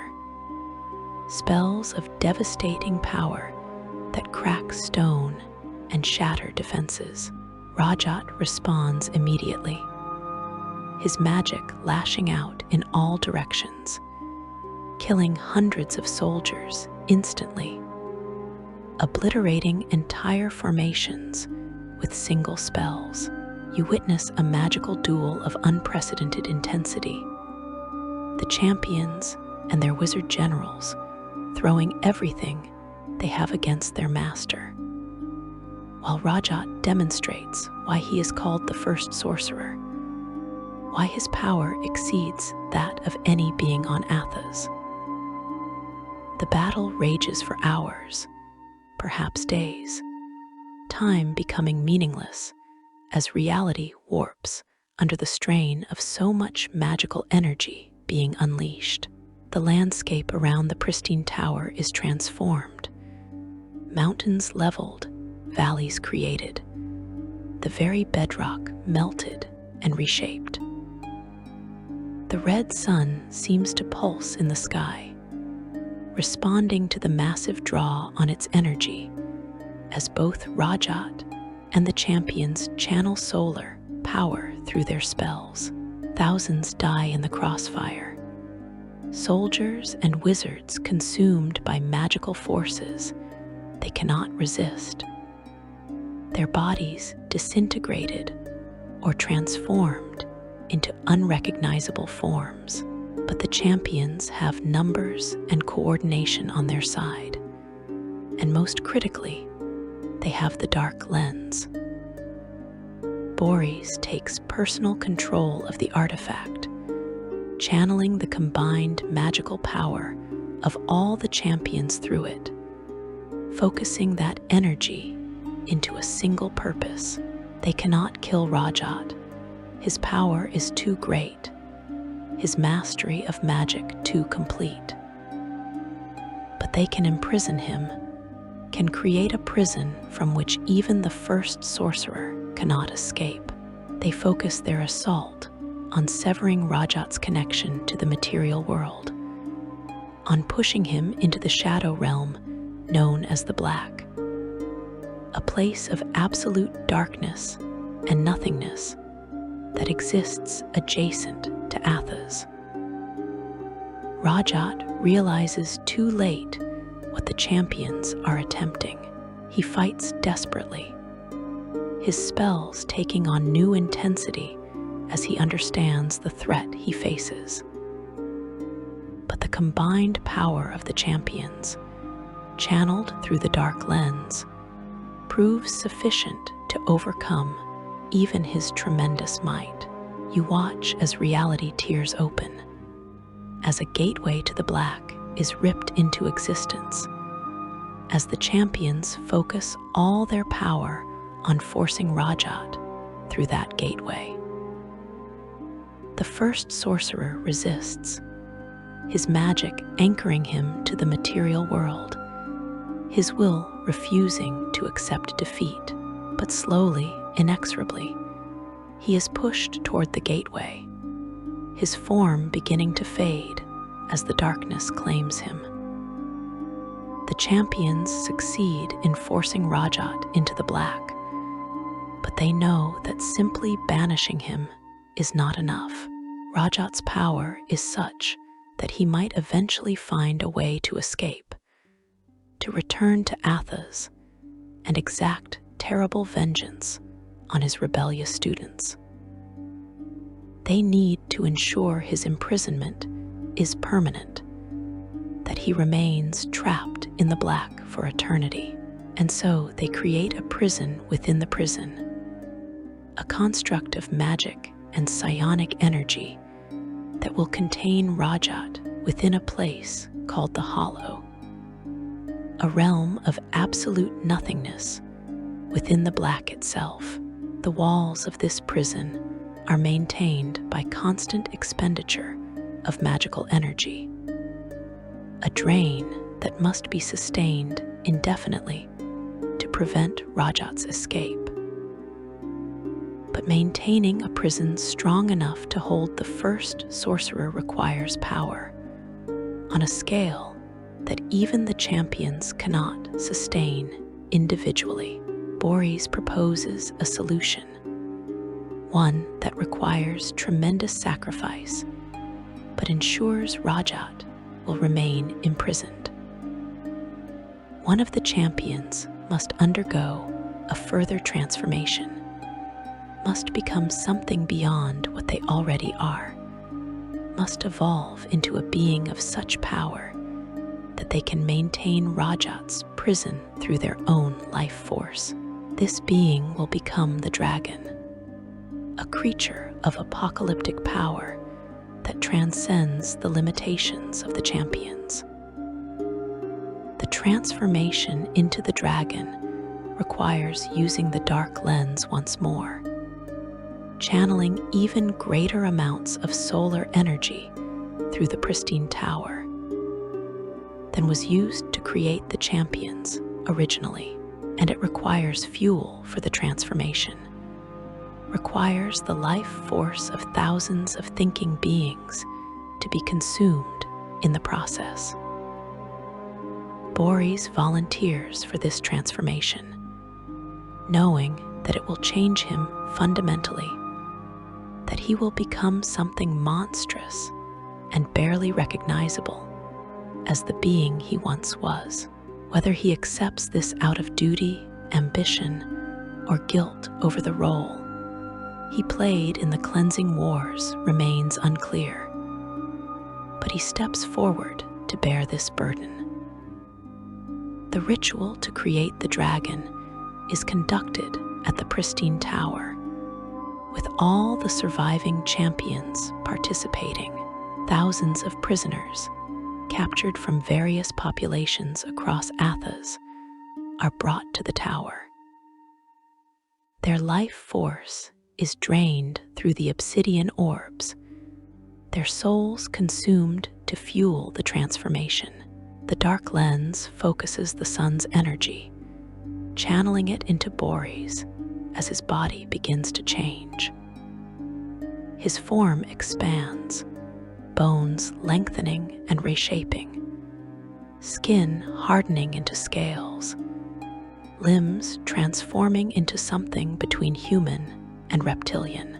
Wings emerge from his back, massive appendages capable of bearing his new form through the air. His mind expands, but also fractures, the transformation affecting his consciousness in ways that leave him changed at the most fundamental level. But the transformation is not instantaneous. The process of becoming the dragon will take centuries to complete, requiring 10 stages of metamorphosis before Boris achieves his final form. And during the first stage of this transformation, Boris loses control, his mind overwhelmed by the changes coursing through his body and consciousness. You watch in horror as the newly transformed dragon rampages across Athas, his magical power now exceeding even what he possessed as a champion. His sanity temporarily shattered by the trauma of transformation. The dragon's rampage lasts for decades, and vast regions of Athas are devastated by his fury. He attacks cities indiscriminately, destroying some completely and severely damaging others. He kills thousands, tens of thousands, in mindless rage. The other champions attempt to stop him, or at least redirect his fury away from populated areas. But he is too powerful, his magic enhanced beyond what any of them can match. They are forced to hide, to protect their own domains as best they can, to wait for the madness to pass. And eventually, after tremendous destruction, Boris regains enough control over himself to cease his rampage. His sanity gradually returns over the following decades, though he is never quite the same being he was before the transformation. With Boris somewhat stabilized, the champions turn to the practical matter of maintaining Rajaat's prison. The dragon must provide vast amounts of magical energy continuously to keep the first sorcerer imprisoned in the hollow.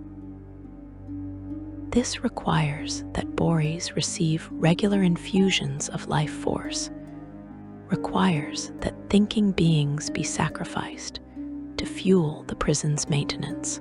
The champions establish a system to provide this fuel, a terrible price that Athas will pay for the next 2,000 years to ensure that Rajaat remains imprisoned. The champions decide to formalize their new roles as rulers of Athas. They claim the great cities that survived the cleansing wars, establishing themselves as absolute monarchs over populations that have no choice but to submit. They declare themselves kings more than kings, sorcerer-kings whose magical and psionic powers place them beyond any mortal authority. They establish cults around themselves, demanding worship as living gods, creating Templars who serve as priests and enforcers of their will. They present themselves to their subjects as saviors who protected Athas from some terrible threat, carefully hiding the truth about the cleansing wars, about Rajaat, about their own role in the devastation of the world. Each sorcerer king takes a city and shapes it according to their own personality and preferences. Hamanu, who eliminated the trolls and then took on additional roles in the wars, claims Uruk and builds it into a military powerhouse. Kalak, the ogre doom, takes Tyr and rules it with paranoid cruelty. Nibne, who eliminated the gnomes, takes the city that will bear his name and surrounds himself with mystery and shadow. Lalalipai, who eliminated the orcs, takes Gulg and establishes a primitive, jungle-themed society where she is worshipped as a goddess queen. Dregoth, the ravager of giants, takes Geostinal and rules with cold efficiency. Each city develops its own character, but all share certain features. Absolute rule by an immortal tyrant, a society built on slavery, brutal enforcement of laws, and the constant threat of defiling magic, consuming what little life remains in the surrounding wasteland. The sorcerer-kings establish the levy of tribute, a system by which each of them must provide a portion of their city's population to be sacrificed to the dragon. These victims are taken to a site called the ziggurat, where the dragon comes regularly to collect them and consume their life force. The number required varies depending on the dragon's needs and the stage of his transformation, but typically amounts to hundreds or even thousands from each city each year. The sorcerer kings present this levy as a necessary tribute to protect Athas from some vague external threat, never explaining the true purpose to their subjects. The populations of the cities have no choice but to comply, sacrificing their own people to satisfy the dragon's endless hunger. The sorcerer kings also establish systems to ensure their own power remains unchallenged. They create Templar orders, granting chosen servants access to magical power drawn from the sorcerer kings themselves. These Templars can cast spells similar to clerical magic, abilities granted not by any deity, for Athas has no gods, but directly by their patron sorcerer king. In return, the Templars enforce their master's laws with absolute authority, serving as judges, executioners, and secret police. They maintain order through fear and violence, crushing any hint of rebellion before it can threaten the established hierarchy. The sorcerer kings suppress knowledge of preserving magic, ensuring that most wizards who learn the arcane arts become defilers. This serves multiple purposes. Defilers are dependent on life energy, and thus less likely to challenge the status quo that provides them access to victims. Defiling magic continues to devastate any regions that might harbor resistance movements, and the general population's hatred of wizards prevents any organized magical opposition to the sorcerer kings. The few preservers who exist must hide their nature, must pretend to be defilers, or risk execution as traitors to their own kind. Resistance to the sorcerer kings does emerge, primarily in the form of organizations called the Veiled Alliance. These secret societies of preservers work to undermine the sorcerer king's power, to protect victims of tyranny, and to preserve knowledge that the tyrants want suppressed. But the Veiled Alliance members must operate in absolute secrecy, knowing that discovery means torture and death, not just for themselves, but for their families and anyone they have ever associated with. The Sorcerer Kings hunt preservers relentlessly, using their Templars and Defiler wizards to root out any magical opposition. The age of the Sorcerer Kings begins, and Athas enters a new era of stagnation and suffering.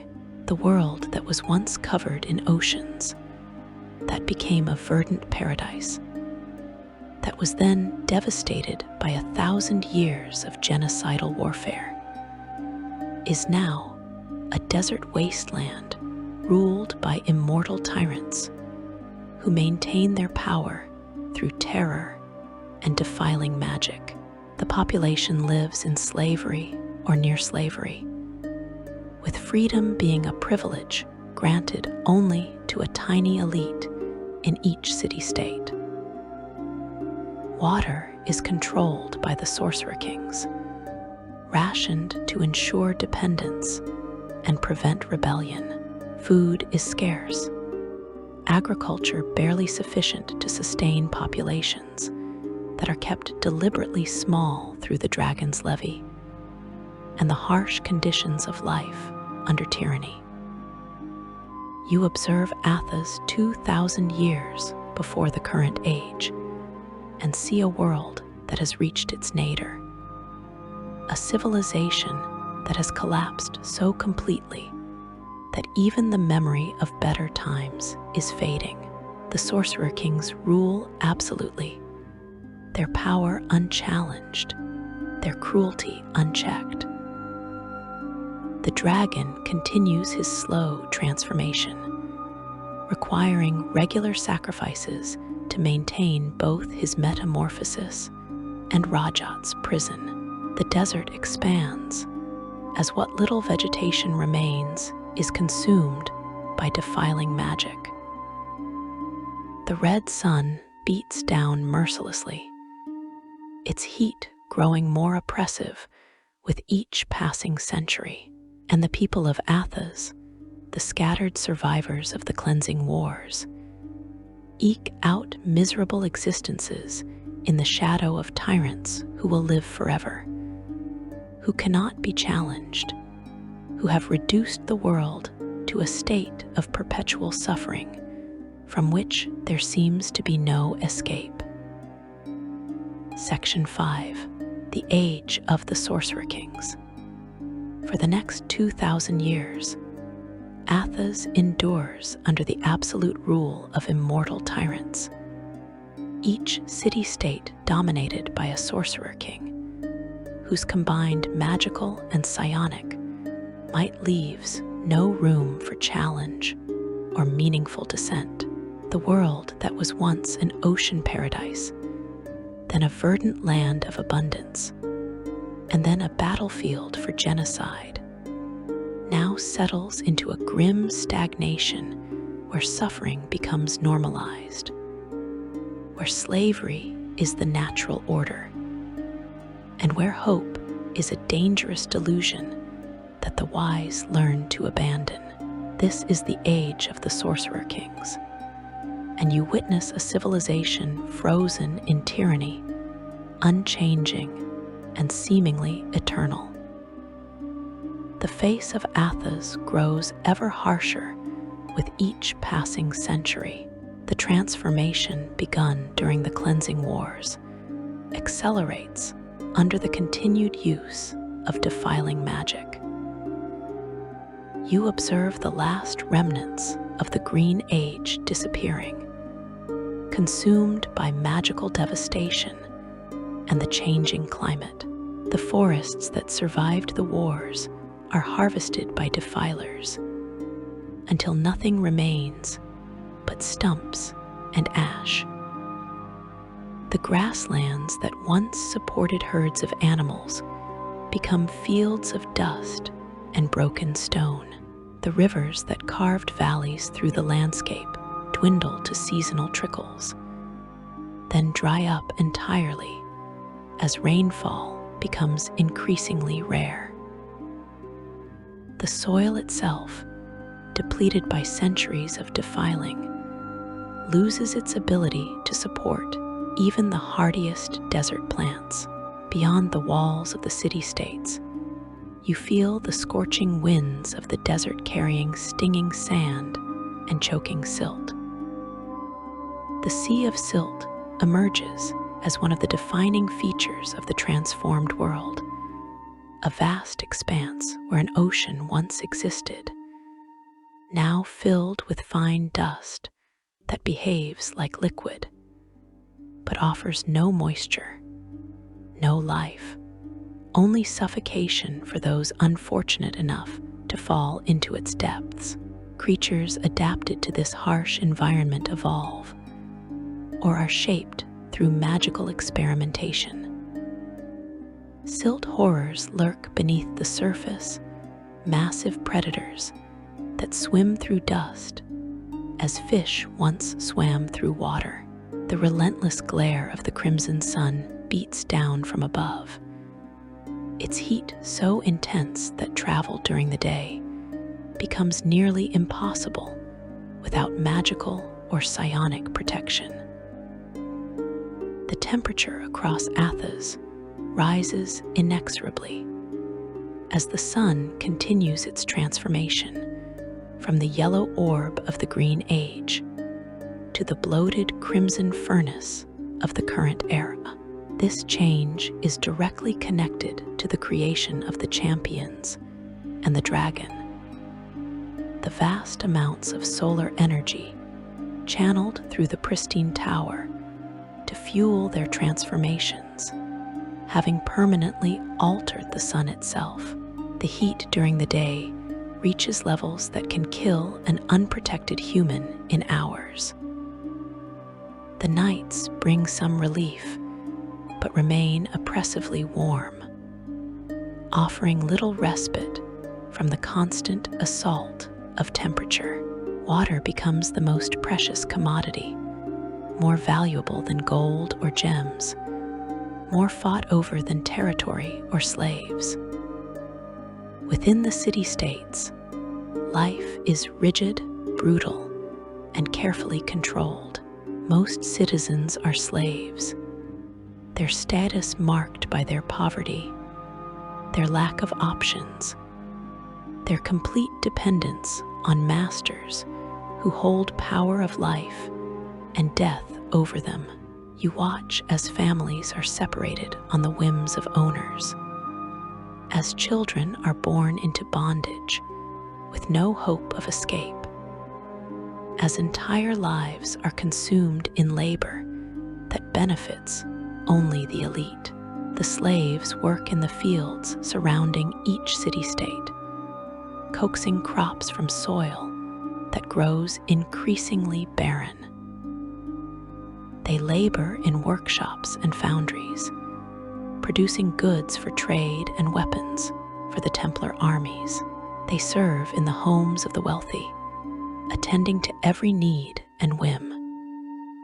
They build monuments to their sorcerer-king's vanity, massive construction projects that consume thousands of lives, and accomplish nothing beyond glorifying the tyrant who commanded them. Even those who are technically free find their lives circumscribed by the sorcerer-king's absolute authority. Merchants operate only with the permission of the Templars, paying heavy taxes and bribes to conduct their business. Artisans produce their works, knowing that the finest pieces will be confiscated as tribute to the king. Soldiers serve in the city militias, maintaining order and defending against external threats. But their loyalty is enforced through terror, rather than inspired through respect. Anyone who rises too high, who accumulates too much wealth or influence, who appears to threaten the established hierarchy in any way, finds themselves destroyed, their property confiscated, their families enslaved or or executed as examples. Tyr stands as a monument to paranoia and cruelty, ruled by Kalak, the ogre doom who has become increasingly erratic and tyrannical over the centuries. You observe Kalak's court and see a ruler consumed by fears, both rational and irrational. He trusts no one, suspects everyone of plotting against him, employs vast networks of spies and informers to monitor his own Templars and nobles. His vanity drives endless construction projects, monuments to his glory that consume resources the city can barely spare. His cruelty manifests in public executions conducted as entertainment, in laws so arbitrary that no one can be certain they are not breaking them, in punishments so disproportionate that minor infractions result in death or enslavement. The people of Tyr live in constant fear, knowing that a single wrong word, a moment of disrespect, even an unlucky coincidence, can result in their destruction. Uruk, by contrast, is a city of perpetual martial readiness, ruled by Hamanyu, the youngest of the sorcerer-kings, but among the most powerful. Hamanyu maintains order through military discipline rather than arbitrary terror. His city is organized along strict hierarchical lines, with everyone knowing their place and their duties. The army of Uruk is the most formidable force in the tablelands, regularly conducting campaigns against neighboring city-states and tribal populations. Hamanyu himself is a warrior king who leads from the front, whose magical power is complemented by supreme combat skill.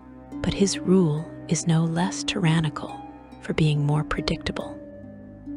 His wars of conquest spreading devastation across regions that can ill afford more destruction. His demand for absolute obedience, crushing any hint of independence or free thought among his subjects. Naibne is a city wreathed in mystery and shadow, its king withdrawn from public view, but omnipresent through his network of spies, magical wards, and Templar wives who serve as his eyes and hands. You observe Naibne and find it impossible to separate truth from legend, reality from carefully constructed myth. The Shadow King, as he is called, appears rarely, and when he does, it is in forms both beautiful and terrible. His Templars are all women, chosen for their abilities and their loyalty, bound to him through ceremonies that grant them power, while ensuring their complete dependence on his will. The city itself reflects its master's personality, full of hidden passages and secret chambers, where information is currency and paranoia is wisdom. Naibne's people live under surveillance so complete that even their thoughts seem exposed. Privacy an illusion that the king can penetrate whenever he chooses. Gulg presents a stark contrast to the other city-states, its ruler, Lalalipai, having shaped her domain to resemble a primitive jungle society. She is worshipped as the Oba, the forest goddess, and her cult dominates every aspect of life in Gulg. The city is built among trees that she has carefully preserved and cultivated, a rare oasis of green in the desert wasteland. But this apparent paradise is no less oppressive than the stone cities of the other kings. Lalalipai demands absolute devotion, and those who fail to demonstrate sufficient faith are sacrificed to nourish the forests that sustain the city. She presents herself as nurturing and maternal, but her cruelty is no less real for being disguised behind smiles and gentle words. The people of Gulk worship her sincerely, indoctrinated from birth to see their slavery as privilege, their suffering as service to a goddess who loves them. Draj, ruled by Tektiktaitle until his eventual death, is a city of blood and sacrifice. Its culture built around elaborate ceremonies that feed the king's vanity and power. Massive pyramids dominate the cityscape, their steps stained with the blood of countless victims offered to the sun. And to the sorcerer king, who claims to embody its power, Tektiktaitle encourages warfare among his subjects, organized as mock battles that produce real casualties, entertaining the population while also keeping them divided and focused on internal conflicts rather than resistance to his rule. The city's economy depends on taking captives from neighboring regions, prisoners who are paraded through the streets before being sacrificed atop the pyramids in ceremonies that combine religious fervor with political theater. Ram suffers under the chaotic rule of a ballatry, a sorcerer queen whose erratic behavior and conflicting policies keep her city in constant turmoil. She is paranoid and unpredictable, her moods shifting rapidly from generosity to murderous rage.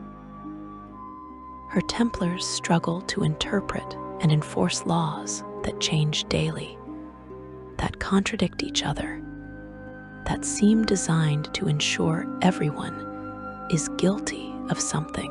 Ram's population lives in chaos, with different factions constantly vying for power, while the queen observes their struggles with apparent amusement. The city is impoverished despite its size, its resources squandered on the queen's whims, its people desperate and angry, but too disorganized to mount effective resistance. Balak stands as the most outwardly civilized of the city-states, its ruler Andropenes presenting himself as an enlightened dictator who governs according to law rather than whim. The city maintains a pretense of democracy, with assemblies and councils that debate matters of governance. But everyone understands that these institutions exist only to implement Andropenes' will with a veneer of legitimacy. The dictator, as he is called, is among the most cunning of the sorcerer kings. His tyranny, no less absolute for being disguised behind rhetoric about order and civic virtue. He encourages philosophy and learning, but only within carefully defined boundaries, with any thought that might challenge his authority ruthlessly suppressed. Giastinal, the city of Dregoth, the ravager of giants, operates in secrecy beneath the ruins of what was once a great metropolis. Dregoth was killed by the other sorcerer kings, his fellow champions turning on him out of fear of his growing power and ambition. But death could not hold the ravager of giants, and he returned as something new and terrible, an undead sorcerer king of immense power.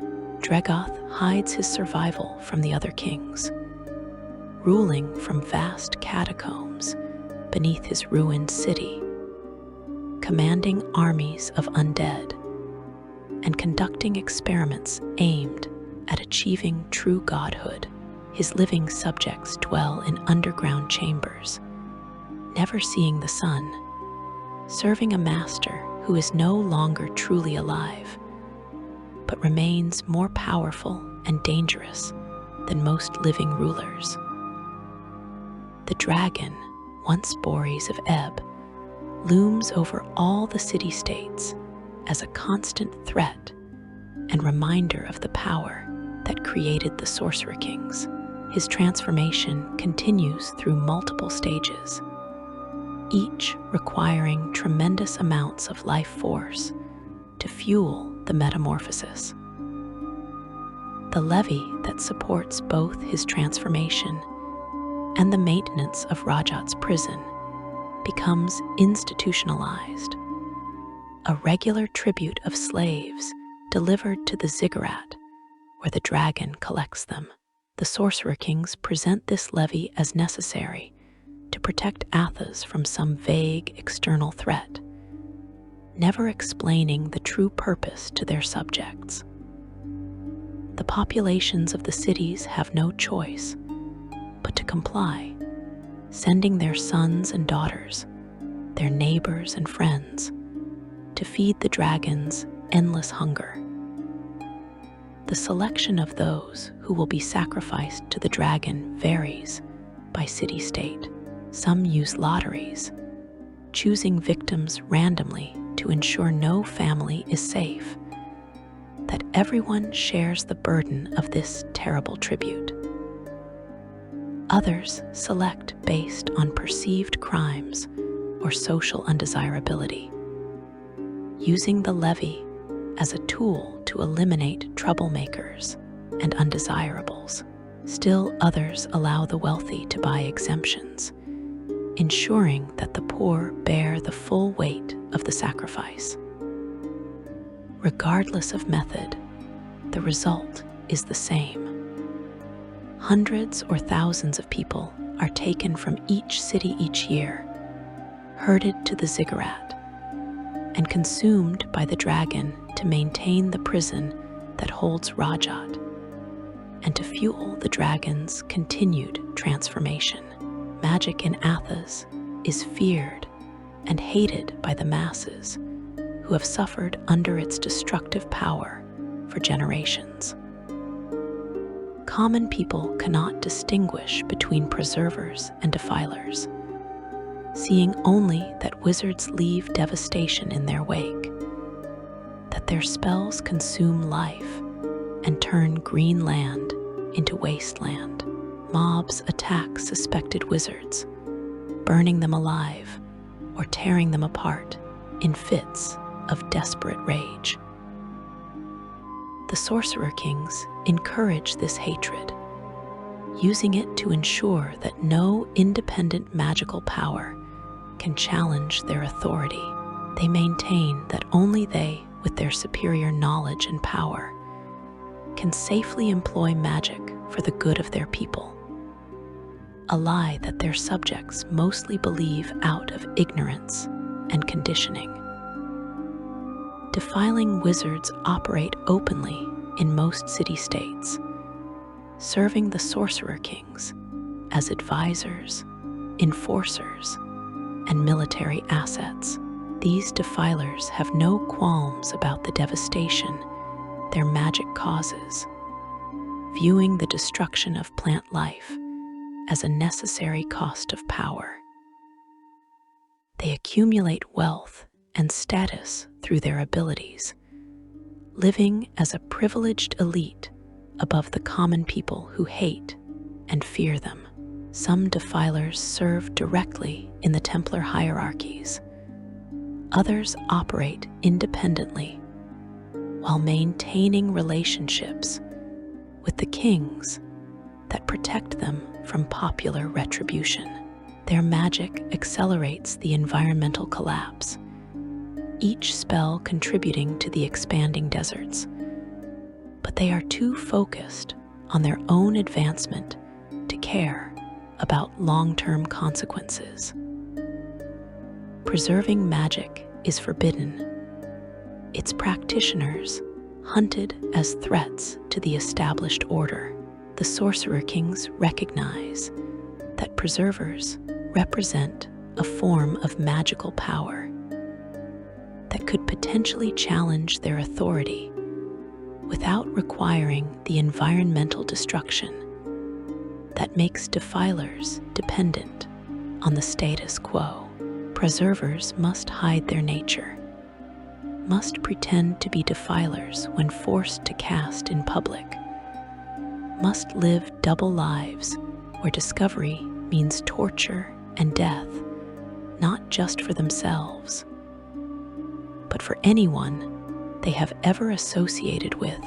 The isolation and constant fear wear on preservers, driving some to abandon their principles and embrace defiling, while others are caught and made examples, their executions serving as warnings to others who might consider following the preserving path.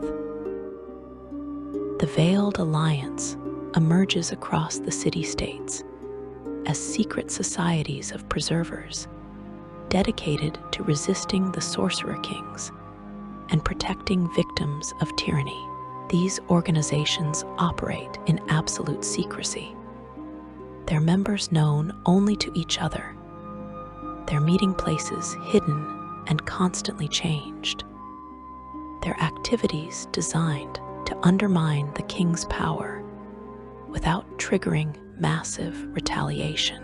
The Veiled Alliance helps slaves escape, hides preservers from Templar hunters, preserves knowledge that the sorcerer-kings want suppressed, and conducts small acts of sabotage against the tyrannical regimes. But their effectiveness is limited by the need for secrecy and the overwhelming power of their enemies. Most Veiled Alliance members eventually are discovered and killed, their organizations repeatedly decimated and forced to rebuild from survivors. The Templars serve as the primary enforcement arm of the Sorcerer-King's authority. These individuals are granted magical powers directly by their patron kings, abilities that mimic clerical magic, but derive not from any deity, but from the Sorcerer-King themselves. In exchange for these powers, Templars enforce their master's laws with absolute authority, serving as judges, executioners, tax collectors, and secret police. They maintain order through fear and violence, crushing any hint of rebellion before it can threaten the established hierarchy. The Templar organizations are hierarchical and ruthlessly competitive, with members constantly vying for advancement, knowing that failure or disloyalty means death, while success brings wealth and power. Clerics and druids exist on Athas, but draw their power from sources that have nothing to do with the Sorcerer-Kings. Athas has no gods, has never had gods, a unique feature that sets it apart from nearly every other world in the multiverse.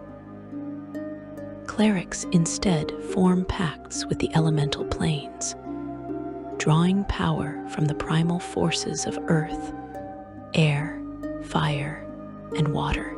These elemental clerics serve as counterweights to the Sorcerer-King's power, though they are too few and too limited in individual strength to pose serious threats.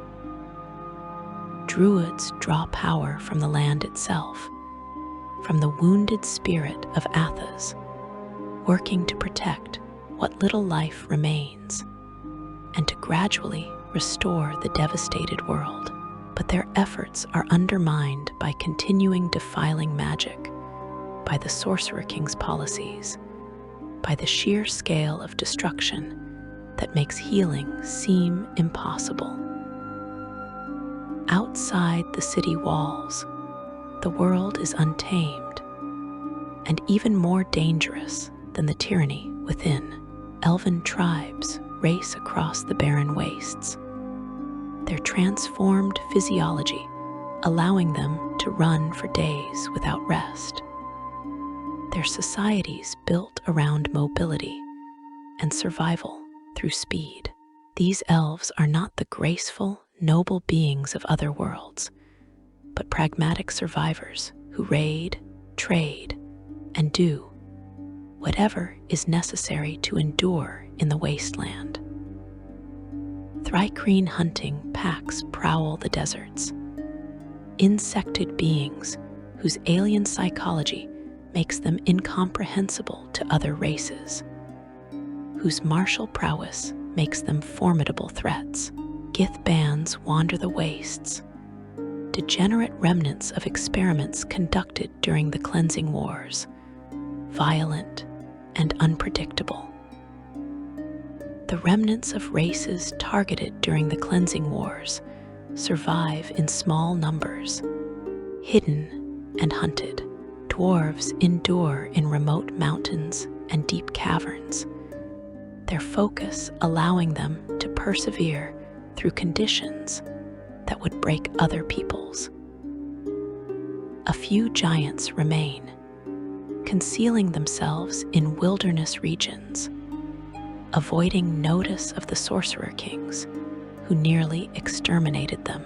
Halflings survive in isolated jungle refuges, fiercely defending the last green places on Athas, maintaining some connection to their rhulisti ancestors. Each of these populations lives with the knowledge that discovery could mean renewed genocidal campaigns, that their survival depends on remaining hidden and forgotten. Trade between city-states occurs despite the dangers and the mutual hostility of the sorcerer-kings. Merchant houses operate caravans that brave the wastelands, transporting goods between cities, facilitating the economic exchange that allows civilization to persist. These caravans are heavily guarded by mercenaries and scions, protected by whatever magic or psionic abilities the merchants can afford, moving as quickly as possible between fortified way stations. The caravan routes are dangerous, beset by raiders, hostile creatures, environmental hazards, and sometimes the attentions of the dragon himself. Many caravans never reach their destinations, their goods lost, their personnel dead or enslaved. But the potential profits are so tremendous that merchants continue to risk these journeys, knowing that successful trade can bring wealth beyond imagining. The sorcerer-kings rarely cooperate, their rivalries and suspicions keeping the city-states divided and weak. They view each other as threats, potential usurpers who might grow powerful enough to challenge their positions. They maintain diplomatic relations of a sort, sending envoys to each other's courts, negotiating treaties and trade agreements. But these arrangements are never more than temporary conveniences. Occasionally, alliances form in response to specific threats or opportunities, but they dissolve as soon as the immediate motivation passes. The kings compete for resources, for territory, for prestige, conducting proxy wars through their agents rather than risking direct confrontation that might weaken them all. Life for common people is desperate, characterized by hunger, thirst, and violence. Simple survival requires constant effort and no small amount of luck. Water must be carefully rationed, with most people receiving barely enough to sustain life. Food is scarce, with agricultural production barely meeting demand and any disruption potentially causing famine. Violence is commonplace, with crime rampant in the cities and dangers omnipresent outside the walls. Simple pleasures that people in other worlds take for granted, a cool drink of clean water, a meal eaten without hunger remaining, a night's sleep free from fear, are rare enough to be cherished memories, stories told to children who may never experience them. And yet, despite everything, life continues. People form families, bear children, find moments of joy and connection in the midst of suffering.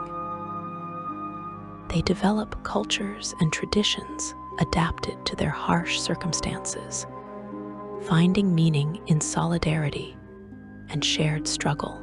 They dream of better futures, even when those dreams seem impossible. They resist in small ways, protecting each other, sharing what little they have, maintaining their humanity in the face of dehumanizing conditions. The age of the sorcerer-kings endures for 2 millennia, seeming eternal and unchangeable. But beneath the surface, tensions build, grievances accumulate, and the possibility of change, however remote, never entirely dies. Section 6. The Prism Pentad Era and Modern Catastrophes. Now you find yourself in the last centuries of the Sorcerer King's reign, in a world steeped in misery, but on the brink of violent change. 2,000 years have passed with immortal rulers thriving in their bastions, each city-state shrouded under the long shadow of their magic and tyranny. The people, beaten down by this ceaseless rule, adapt in ways both ingenious and desperate. It is an era defined by tension beneath apparent stagnation, where each sorcerer king cultivates fear and compliance, making their own personality and paranoia the very law of their land. The tribute to the dragon, Boris, defines the calendar of suffering across the tablelands. Each year, every city must send hundreds or thousands of their population, chosen by lottery, crime, bad luck, or sale.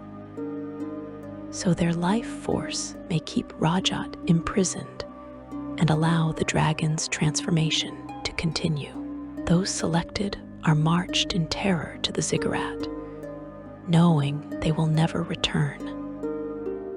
Sometimes cities fail in their duty, and then Boris himself descends, and his wrath is certain. Cities are sacked, populations burned, and reminders are left that this balance is neither stable nor merciful. Despite this desolation, life endures in Athas. The merchant houses risk dangerous caravan routes across wastelands and silt seas, trading rare wares and small luxuries. Elven tribes race through the deserts, surviving by speed and cunning. The Thrycreen hunt, Gith raid, and forgotten dwarves still labor in secret, each living in the margins, adapting to environmental and social cruelty. Sometimes alliances of city-states form briefly, united by trade or fear of the dragon, but more often rivalry breeds isolation. Travel between cities is lethal. Merchants are guarded by magic, psionics, mercenaries, and luck, beset by raiders, monsters, and the deadly landscape itself. The culture of suffering breeds resistance, while public rebellion is suicidal. The Veiled Alliance teaches preserving magic in secret, protecting those few who would rebel against defiler rule. Their acts of sabotage, rescue, and covert teaching are desperately risky, hunted endlessly by Templars who see any independent magic as a threat to the king's divine mandate. The common folk, whether slave or free, live lives measured in fear, thirst, hunger, and fleeting moments of hope.